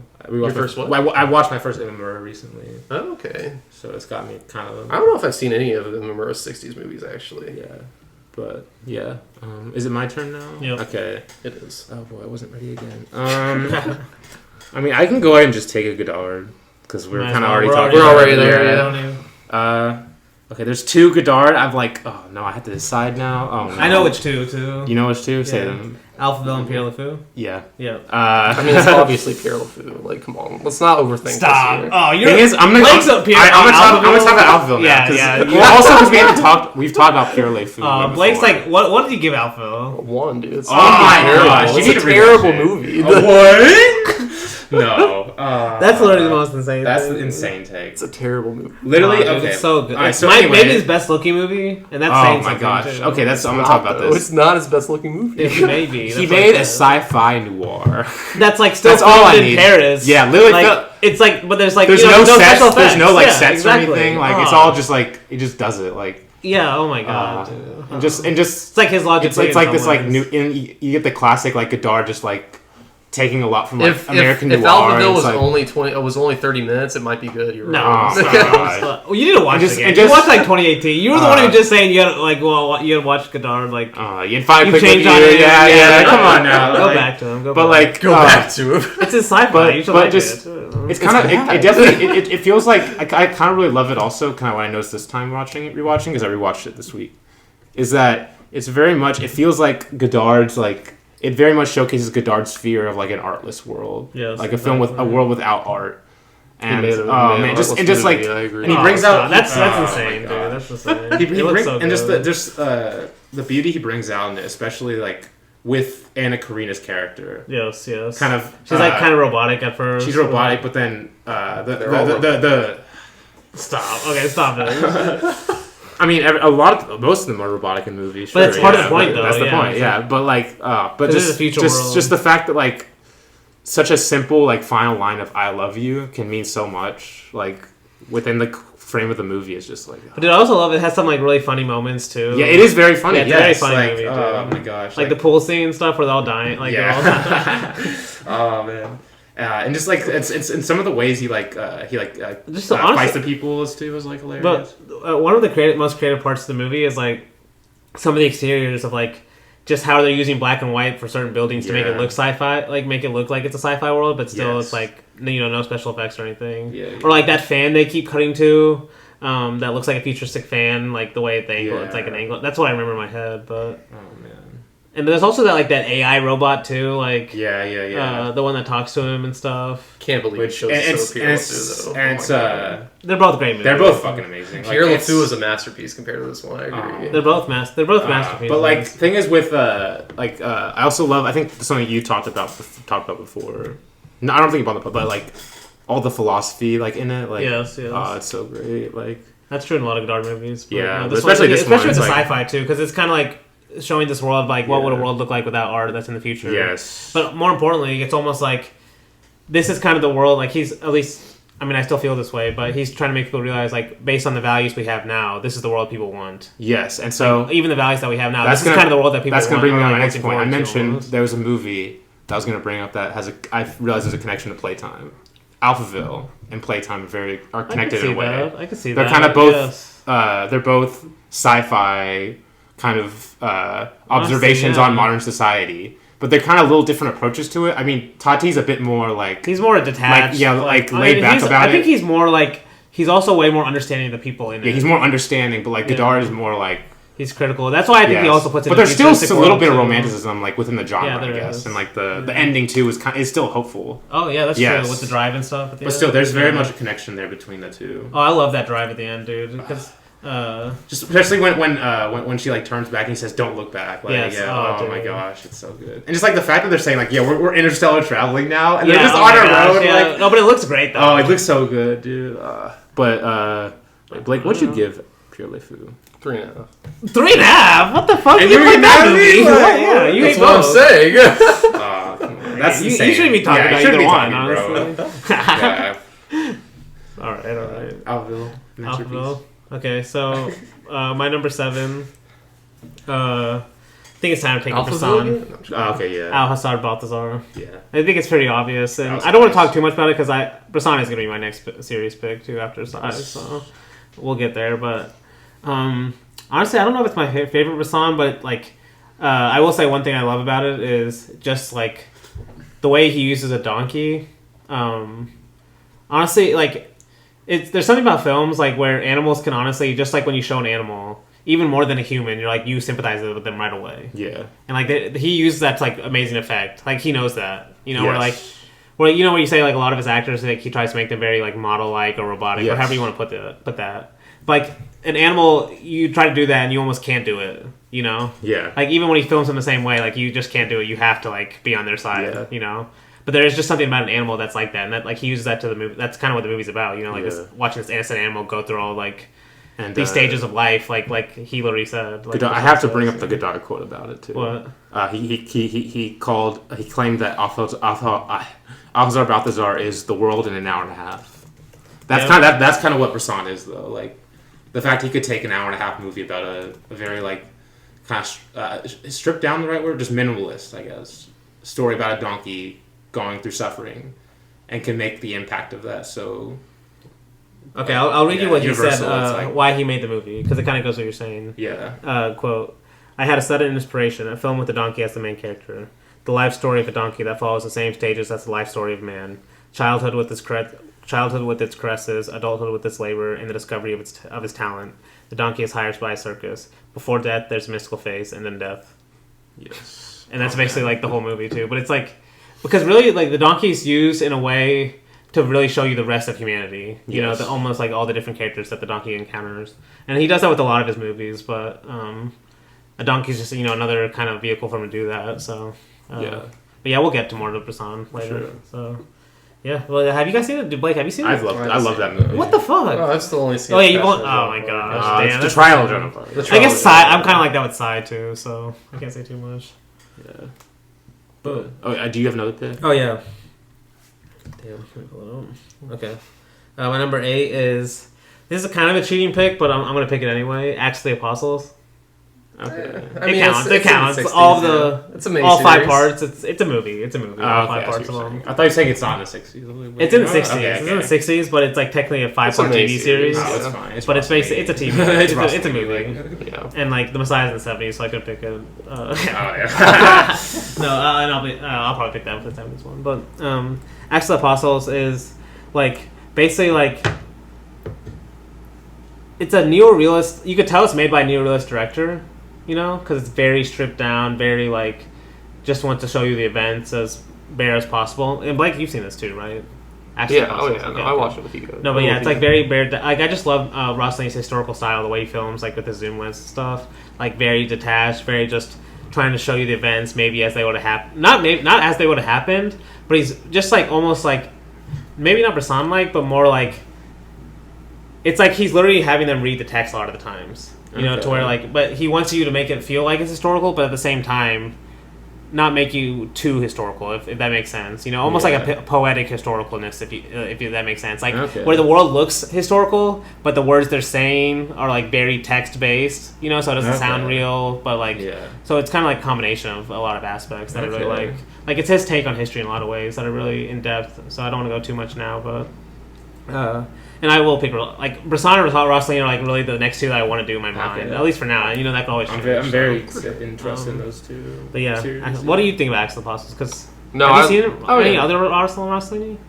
I don't think so, actually. Damn, that's the only Ross Lane you've seen is Actually the Apostles. I've only seen the War trilogy, which actually makes sense. I mean, that makes sense though. Yeah, that's like that would be logical. Like his first 3 movies. Yeah, the ones that are most popular and stuff. I don't go. But Acts of the Apostles. It was a good main series. It was a good main series. This fucking guy. No, the thing I could say, we need to make a list of this. Yeah, Blake's like offenses. His first movies that made directed the most random shit. And like, what was the Fellini's is the Moon one? His last movie. What's the Way of the Moon? Oh my god! And he's like, I don't think I like Fellini. You know? Like, that is a bad movie. To be fair. I need to give it a chance. No, but not having not seen any other Rossellini movies. The one thing I'll say about Acts of the Apostle that I love the most was his settings. Like Like the real, like it looked like we were watching the actual like a what 50 something AD or whatever whenever Jesus was actually here. Like it literally felt like we were watching that. Well, you go through a long time period too. Yeah, no, because it's Acts. It's Acts. Yeah. Yeah, you watch all the disciples age and stuff. Yeah. No, but that was like the one thing that stuck out to me. It was like the locations and the sets were just like amazing, but made you really feel like you were there. Yes. Yeah. Which I'm sure is like how his Messiah feels also. Yes. Or just how any of the movies probably feel. And some of the locations are the same too, which is cool. Like there's like in Socrates, they go to when they go to Greece, and that's like 500 years before Acts of the Apostles. Yeah. They go to the same spot, and so when like Paul goes to Greece, it's like the same exact location. It's kind of cool. Damn, like it makes you connect to the movies almost. Well, I think like that sort of ties into like if you listen to Linklater's talk, you listen to Linklater talk about Bresson. Mm-hmm. He said he's seen pickpockets so many times, like in multiple scenes, he sees the same background actors. Like because a lot of Bresson like to reuse extras like throughout his movies because of low budget and stuff. And so like because I remember also him talking about how like Pickpocket was filmed very similar to like they were seeing other people filming like French New Wave. They ran to Breathless. Yeah, Breathless. Yeah, while they were filming Pickpocket, which is kind of cool. And like apparently Bresson was like complaining about like the budget and stuff. Like when they met, like that's hilarious. Like, but like I want to be a fly on the wall right there. Like, that's a fly on the wall moment. Yeah. But yeah, Acts of the Apostles, Luke. Okay. So this is your number 7, right? Yeah, I think so. Wait, hold on. I think it's 8. Yeah, it's 8. What did you pick after? You picked Young Girls of Rochefort, The Leopard, and Alphaville. Oh, Alphaville. Okay. Okay. Yeah, that's one. Okay, number 8. So, this is gonna be my Antonioni pick, but I'm a little torn right now. So, Lenote and Blow Up at the moment, I kind of like them the same. But since we've kind of already talked about Blow Up on the podcast in an episode, which if we do an Antonioni series, we're doing that again because I have more thoughts on it. I'm gonna pick Lenote. Lenote. I rewatched this week, and what stood out to me, I kind of mentioned this in my Letterboxd review. Like, when we did the Ozu series and we talked about Tokyo Twilight, and we kind of like said it was like kind of Ozu's ghost story. Like that kind of like really made me like started making me think about like movies that like aren't like specifically about ghosts, but like can be like interpreted as such. And like that's kind of how I feel about Lenote rewatching it.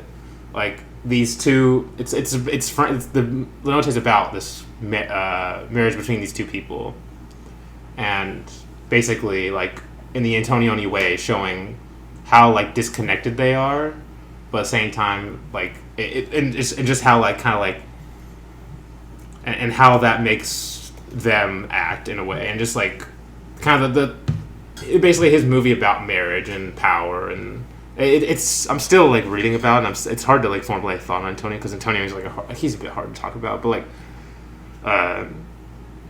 just the way he frames this couple is just so amazing to me. I haven't seen this one in a while. Like I've seen La Ventura a few times, and do you like this one more than La Ventura?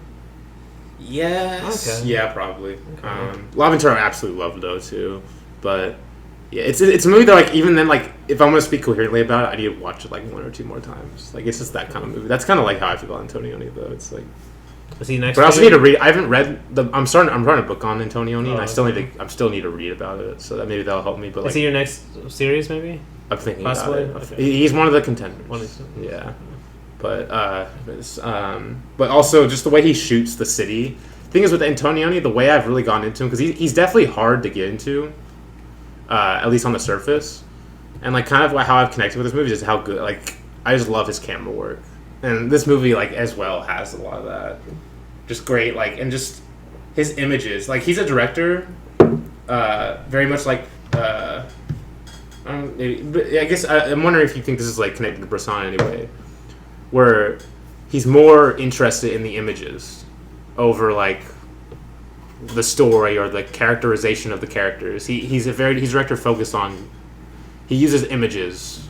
I think as the film, like I need to watch more Antonioni too. But yeah, like I think I would agree with that. But yeah, I think he's more. He does care about like.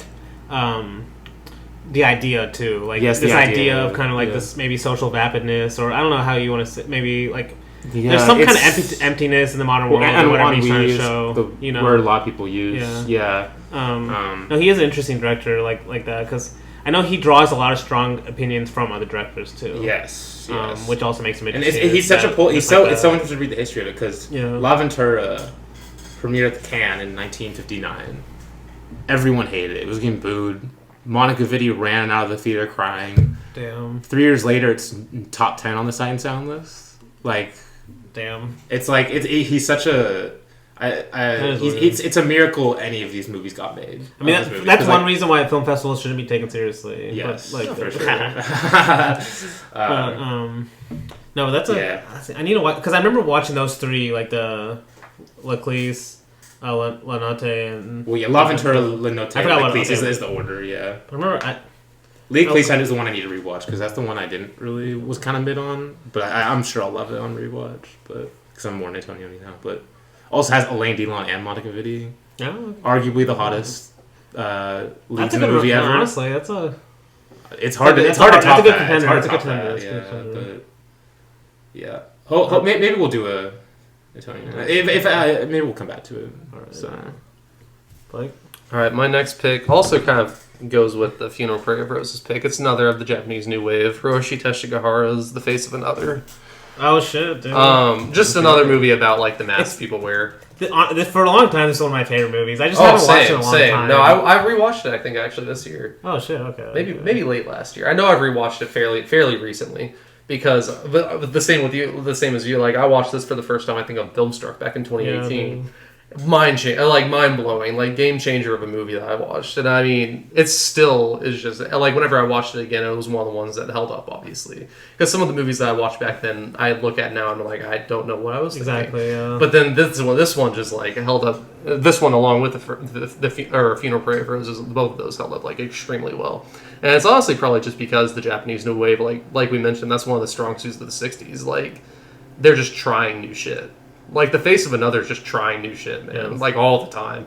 Like, it's a movie that makes you think about a lot. Like, it's one of the deeper sci-fi movies that we have, I think. Because, like, it really is just about, like, the masks that people wear. It goes well with Alpha, though. 60 sci-fi, deep sci-fi movies, you know? Sure. God damn. Sure. Okay, but I didn't see what you're saying. It's a... No, yeah. And honestly, like, what sticks out to me is just, like, how beautiful the movie is. Yes. Like, when you see that shot with all the last shot, or like one of the last with the shots, faces, all the blank faces in the crowd and stuff, it just damn. Like, and honestly, like watching this main guy too, like kind of his like experience with this is it's really well done. It's really well done. Yeah, it's been a while. Like I only remember like little moments of the movie because I've seen it twice, but it still has been a while. That's why I didn't pick it. I watched a movie recently that's like kind of very similar. Second. No, Seconds. That's actually I hadn't seen Frankenheimer's Seconds before watching this one. Obviously, I think I watched that one last year or 2 years ago, and that's the same thing. It's kind of very similar. Like it's the exact same movie almost. Yeah, like they're done kind of differently, but it's like the same premise story of like your premise, face basically changed. Yeah. All right. But I do prefer The Face of Another. Obviously, I love the Doctor in this movie too. Yes, like it's just like so. No, I mean it's just a great movie. Like, first off, what is like Japanese society after World War II doing to people? Basically, like that's a huge thing about it. But then, like the main theme of the movie, obviously, is like the masks that people wear. Like it's not even just that this guy changed his face; it's like what the face is doing to him, basically, or like him changing his mask is just like a metaphor for everyone, for like just everyone in life. Like we all have different masks that we wear with different people. And even like, why does he even want to do it in the first Yes. place? Like, what's force? Like, why does he feel like he needs to do this kind of thing? Yeah. Also. No, it brings up a lot of questions, just like that. No, it's a deep movie and it's amazing. But I still need to watch his other like Teshigahara's other movies, but because I especially like you haven't seen Woman of the Dunes. I haven't seen that one. I've only seen Face of Another. So I haven't seen those. Are the big three that he has. Those are the only three I've seen, but he has some others that I need to watch. No, yeah, I think I have one of his other movies downloaded. Not the two other ones that are like the big ones that people have seen that Criterion has released, but. But yeah, so The Face of Another was my number 8. My number 9, I will get my Chris Marker on here. It is going to be La Jetée. Yeah, that had to be picked. Yeah, no, it had to be picked. And I think I prefer if I had 4 dromedaries more than La Jetée. Maybe. I don't know. Maybe I do like La Jetée more because it is like a sci-fi movie. It's another amazing sci-fi movie done still images.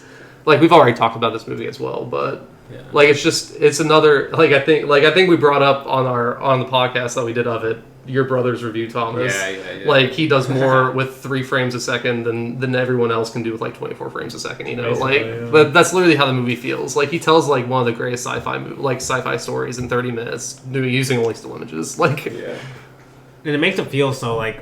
It's like it might be the sounds greatest. are used so well in Yes. this one. That's why it makes it feel really sci-fi too. Yeah, well, it might be the greatest time travel movie also.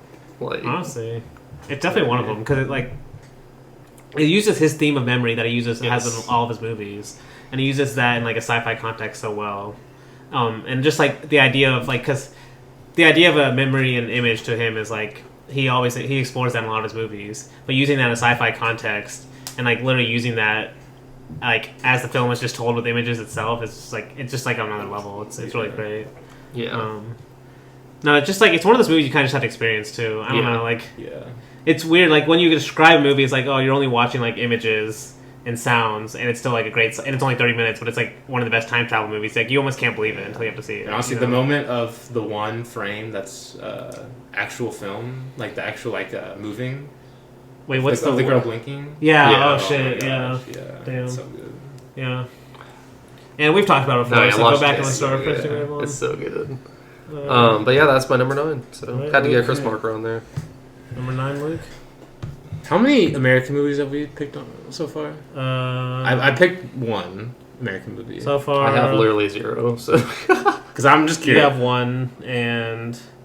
Someone Blake picked 1, 2001, I guess. Yeah, I did do that one. So, you pick one? I don't think I. He made all his movies in London. Doesn't count. Because my next pick is going to be an American movie, and I was just curious. Would you count? Is Once Upon the West Italian? It's Italian, yeah. It has American actors. But yeah, that's what I was saying. So there's 2 basically. Or an American actor. I mean, I don't know. Isn't Harry Fonda American? Yeah, that's what I was saying. Is he the only American though? I mean, Charles Bronson. Charles Bronson. I think he's American. I'm pretty sure. I think so. Who else is in that movie? Oh wait. Let me just look at it. I can't remember. I mean, they're all American speakers. I'm pretty sure. Oh yeah, they're all who's the woman in that movie? I can't remember. Oh, Claudia Cardinal. She's Italian. Oh, okay, she's Italian. She's in The Leopard too, actually. She's like one of the leads. She's hot. So. Oh, and she's in 8.5. Oh, she's in quite a few of my movies. Wow, she ruled the '60s, honestly. All right. Anyway, '60s. I mean, she deserved to. Okay, so next pick is going to be an American movie, Hatari, directed by Howard Hawks. I think I brought this up last week because we talked about a Hawks movie. Yeah, I mentioned this movie. I forgot. You mentioned Hatari a lot, so.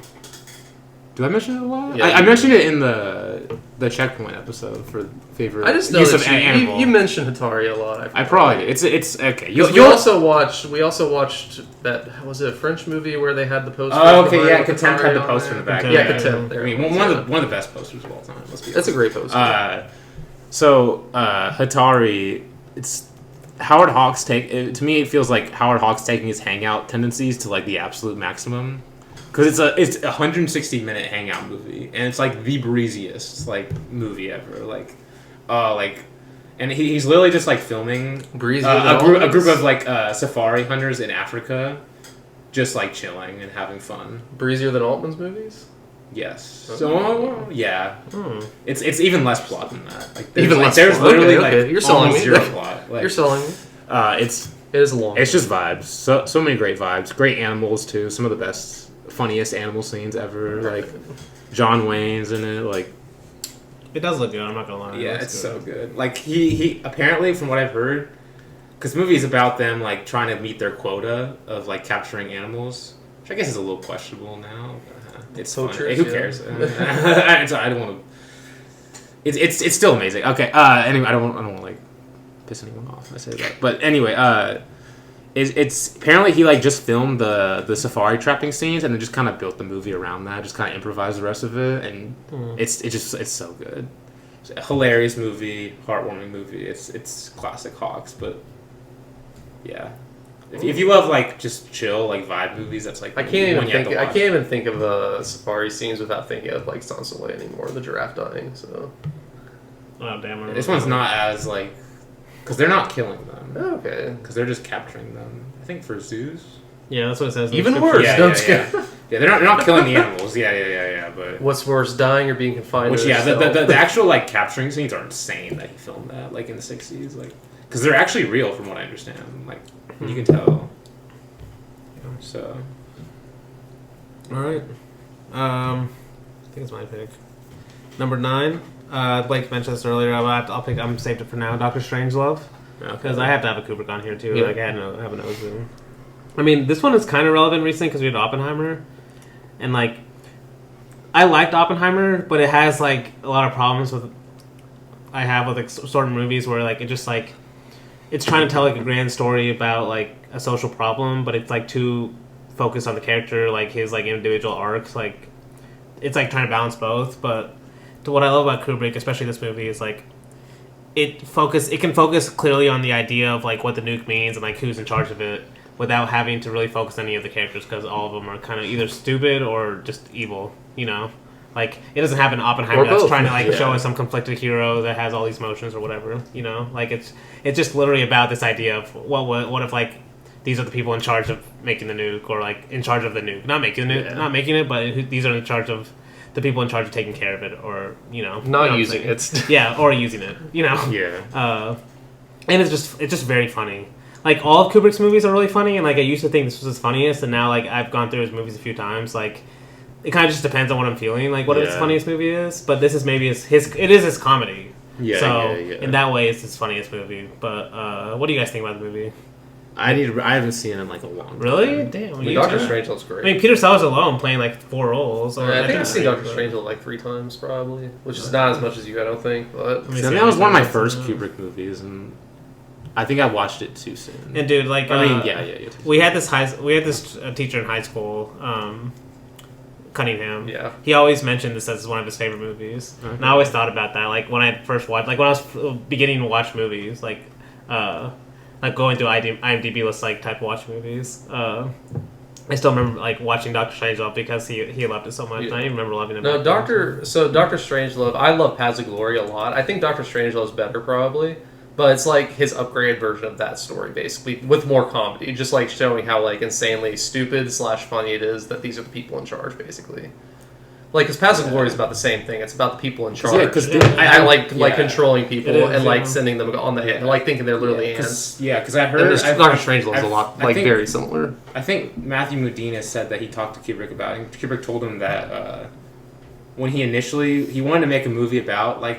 Focusing on like the Cold War and kind of the aspect of like the nuke and stuff, but then he quickly realized like he has to make it a comedy. Yep, I remember Kubrick talked about it too because like he went into writing the script as a serious movie. Yeah, and he's like, it just has to be learning more about it and like how many things literally could go wrong and stuff. Like it kind of just had to be comedy, but that's what I was saying. But even some of later Kubrick's movies feel like comedies because that's true about a lot of his later movies as well, where it's not even directly comedy, but it's like.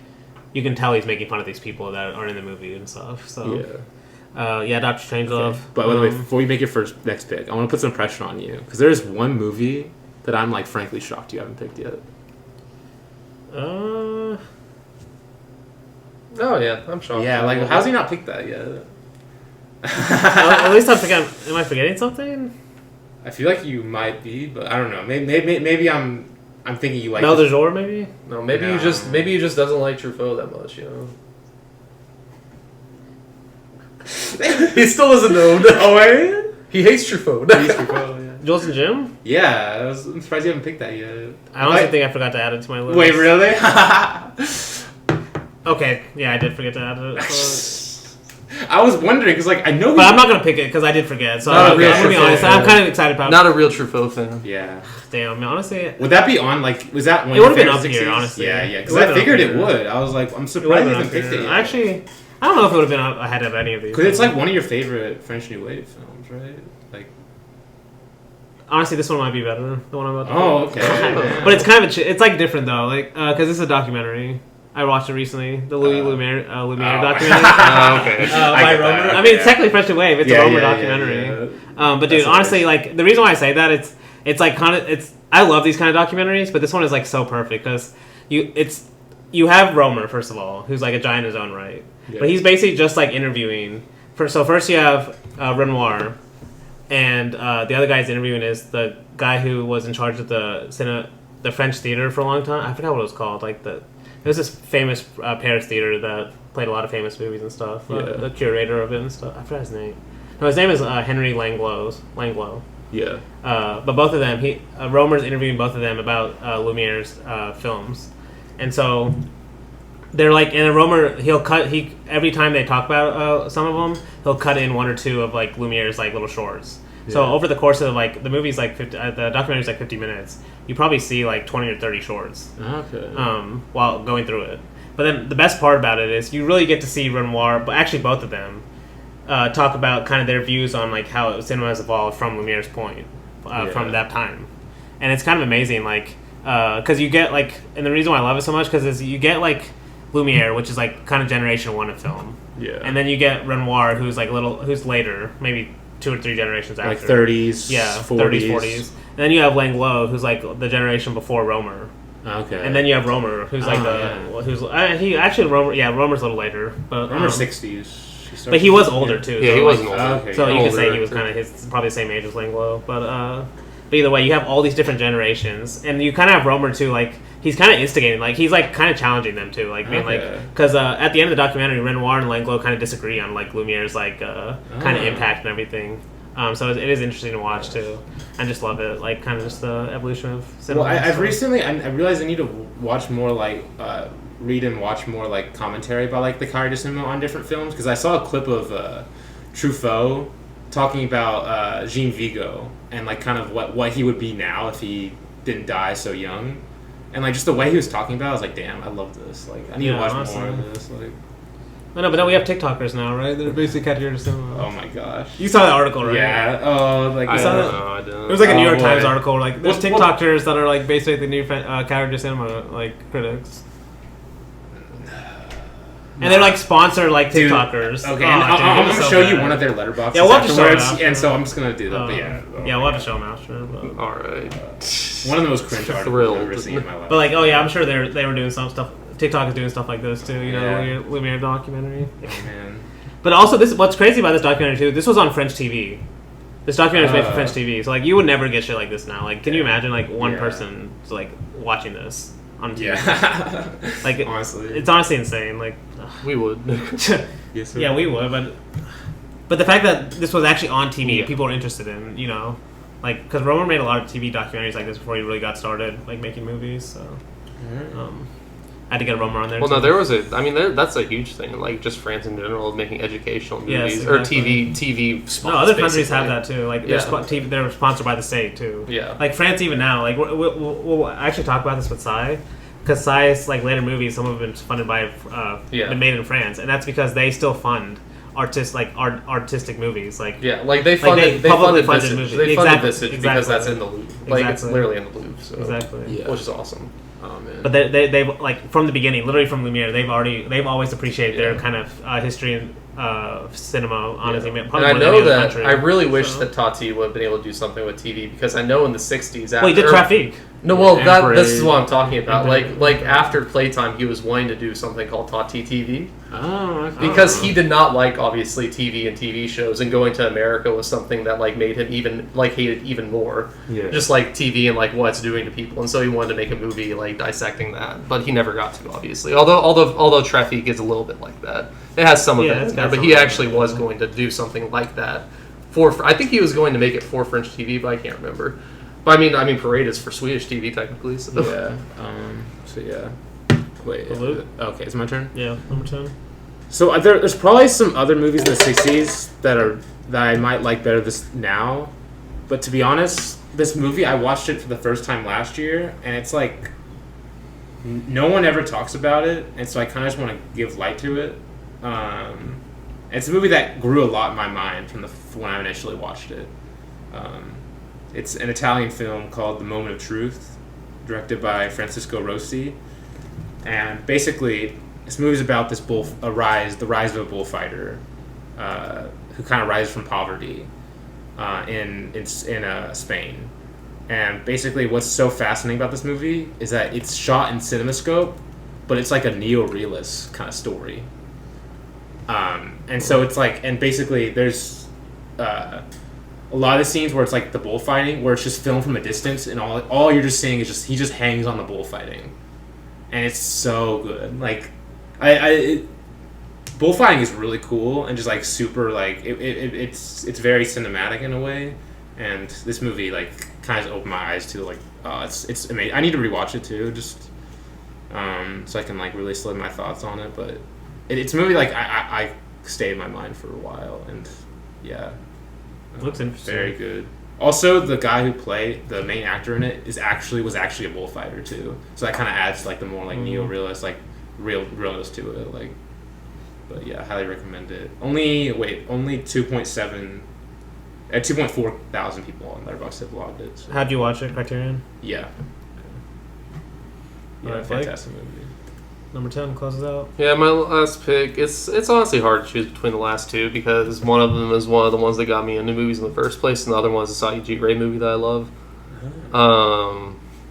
So I'm just gonna choose the one that got me into movies since we've already talked about Ray a little bit. The Ray movie would have been The Big City. It is higher than this one that I have on my list, but I wanted to talk about Butch Cassidy and the Sundance Kid because that is another American movie, but It's one of the first movies that I watched where it actually made me actually get into movies. It was one of the ones. So there's a community college here called NWAC, or Northwest Arkansas Community College, and the film teacher there is actually really good. Like she picks some really solid movies to like get you to like for basic people like me whenever I was back in the day like. Who didn't really know much about movies. Like, she picked some really good ones to actually get you interested. Like, this was the first time I watched Psycho, Citizen Kane, like, all these movies, obviously, like, the major ones. But she picked Butch Cassidy and the Sundance Kid as well. And whenever I watched that, it's one of the ones, first off, that made me realize Paul Newman is, like, one of the greatest actors that I've seen, honestly. And Robert Redford, honestly, because they're both really good in that movie. Like, they were two of my favorite actors for the longest time whenever I watched this, because I remember watching The Sting right after that because they're both in that one as well together, which is also an amazing movie. But it's just like one of the coolest movies. It's just about camaraderie through like anything almost. Yeah. But it's just I never got the Robert Redford praise until I watched. I never George Roy Hill. Yeah, George Roy Hill. He's also the one that did the Sting. Yeah. I never understood the Robert Redford hype until I watched All the President's Men. Oh, and then I was like, holy shit, he's actually really cool. No, Robert Redford is like he's such a great actor, man. Yeah. But like Paul Newman also, he reminds me a lot of Hugh Grant, at least. Like whenever I think about it, I don't know. I haven't seen too many but just in terms of like especially the eyes. Oh, okay. Like the piercing blue eyes. Like people film that. Like George Roy Hill, especially in this movie, filmed it well. But like if you have eyes like that, I don't know, dude. Like there's some directors just know how to use stuff like that. Yeah. But Butch Cassidy and the Sundance Kid is, like I said, it's one of the movies that got me into watching movies. I think I've seen it like 4 or 5 times now. Damn, it's one of my favorite westerns as well. Had to bookend my top 10 with westerns. You know, Once Upon a Time first. So 60s is like your western decade, maybe. Yeah, probably. It's one. It's kind of like the decade where it's coming to an end. Really. Yeah. It got revitalized with the spaghetti western, but I thought about picking The Great Silence, which is a spaghetti western. No, I need to watch that. We can go ahead and talk about like the movies that didn't make it because there's quite a bit still from this decade that like none of us picked. Like, all right, name a few. Chimes at Midnight for me. Well, I'll just do mine. Yeah. Psycho, Great Silence, Persona. I very much considered, though I need to rewatch it before. The Apartment, Breathless, Harakiri, Brother Cherbourg with Dolce Vita, Yojimbo Sanjuro, Andrei Rublev was a big one that we always picked. Yeah, that was a big one. Quiet In. Charade, Quiet In, The Battle of Algiers, Peeping Tom, My Night at Maud's, Les True, Rocco and His Brothers. A lot of honorable mentions. Yeah, that's a lot. I mean, yeah, like there's a lot of great movies in 60s. Yeah, there's a few. Like I'll name a few. Renee's J to Me, or I Love You. Yeah. Buñuel's Belle de Jour, and then another Ray movie I love is The Hero. Oh yeah, The Hero's great. Those are 3, I guess. There's a lot though. I'm probably gonna do a top 50 on Letterboxd. Of 60s? Yeah. I'll probably I did one for that 50s too. Like ranked too? Or? No, I didn't rank them. Not ranking? Okay. The only 2 I want to point out that Luke didn't get to is The Color of Pomegranates is amazing, and then Being 2 isn't easy as Kan Ishikawa. That's a really good Japanese movie. Pigs and Battleships, Kuroneko. Yeah. Oh yeah, Kuroneko's in the 60s too. Yeah, there's a lot. Alright. So what are we doing next week, Luke? I mean, what do you want? Well, should we read all our stuff? Okay. Yeah, our picks. All right, Luke, you go first. Okay. Playtime 8.5. The Man Who Shot Liberty Valance, Les Samurai, The Young Girls of Rochefort, The Leopard, Alphaville, Lenote, Hatari, and The Moment of Truth. And Blake? So mine was Once Upon a Time in the West, 2001: A Space Odyssey, Dragon Inn, Cleo from 5 to 7, Redbeard, Vive Seville, Funeral Parade of Roses, The Face of Another, La Jetée, and Butch Cassidy and the Sundance Kid. My top 10 is An Autumn Afternoon, Charlotta, High and Low, Le Bonheur, If I Had 4 Camels, 2 or 3 Things I Know About Her, Al-Hazard Balthazar, Acts of the Apostles, Dr. Strangelove, and Louis Lumiere, the documentary. All right. And next week, we are getting to one of my favorite director, Tony Scott. I'm just kidding. No, that was just a joke. That was just a joke. I loved Unbreakable, so... Did you? Okay, yeah, finally. Dude, Unstoppable's a great movie. I'm glad that you loved it. But no, we're actually doing Tsai Ming-Liang. He's my favorite director. One of my favorite directors, too. Yeah, we're excited to get to it. We're doing Rebels of the Neon God and Viva City. Viva L'Amour. We're doing Rebels of the Neon God and Viva L'Amour next week. Get ready. All right, it's going to be until next week. Bangers, but yeah. Hope to see you floating through the clouds.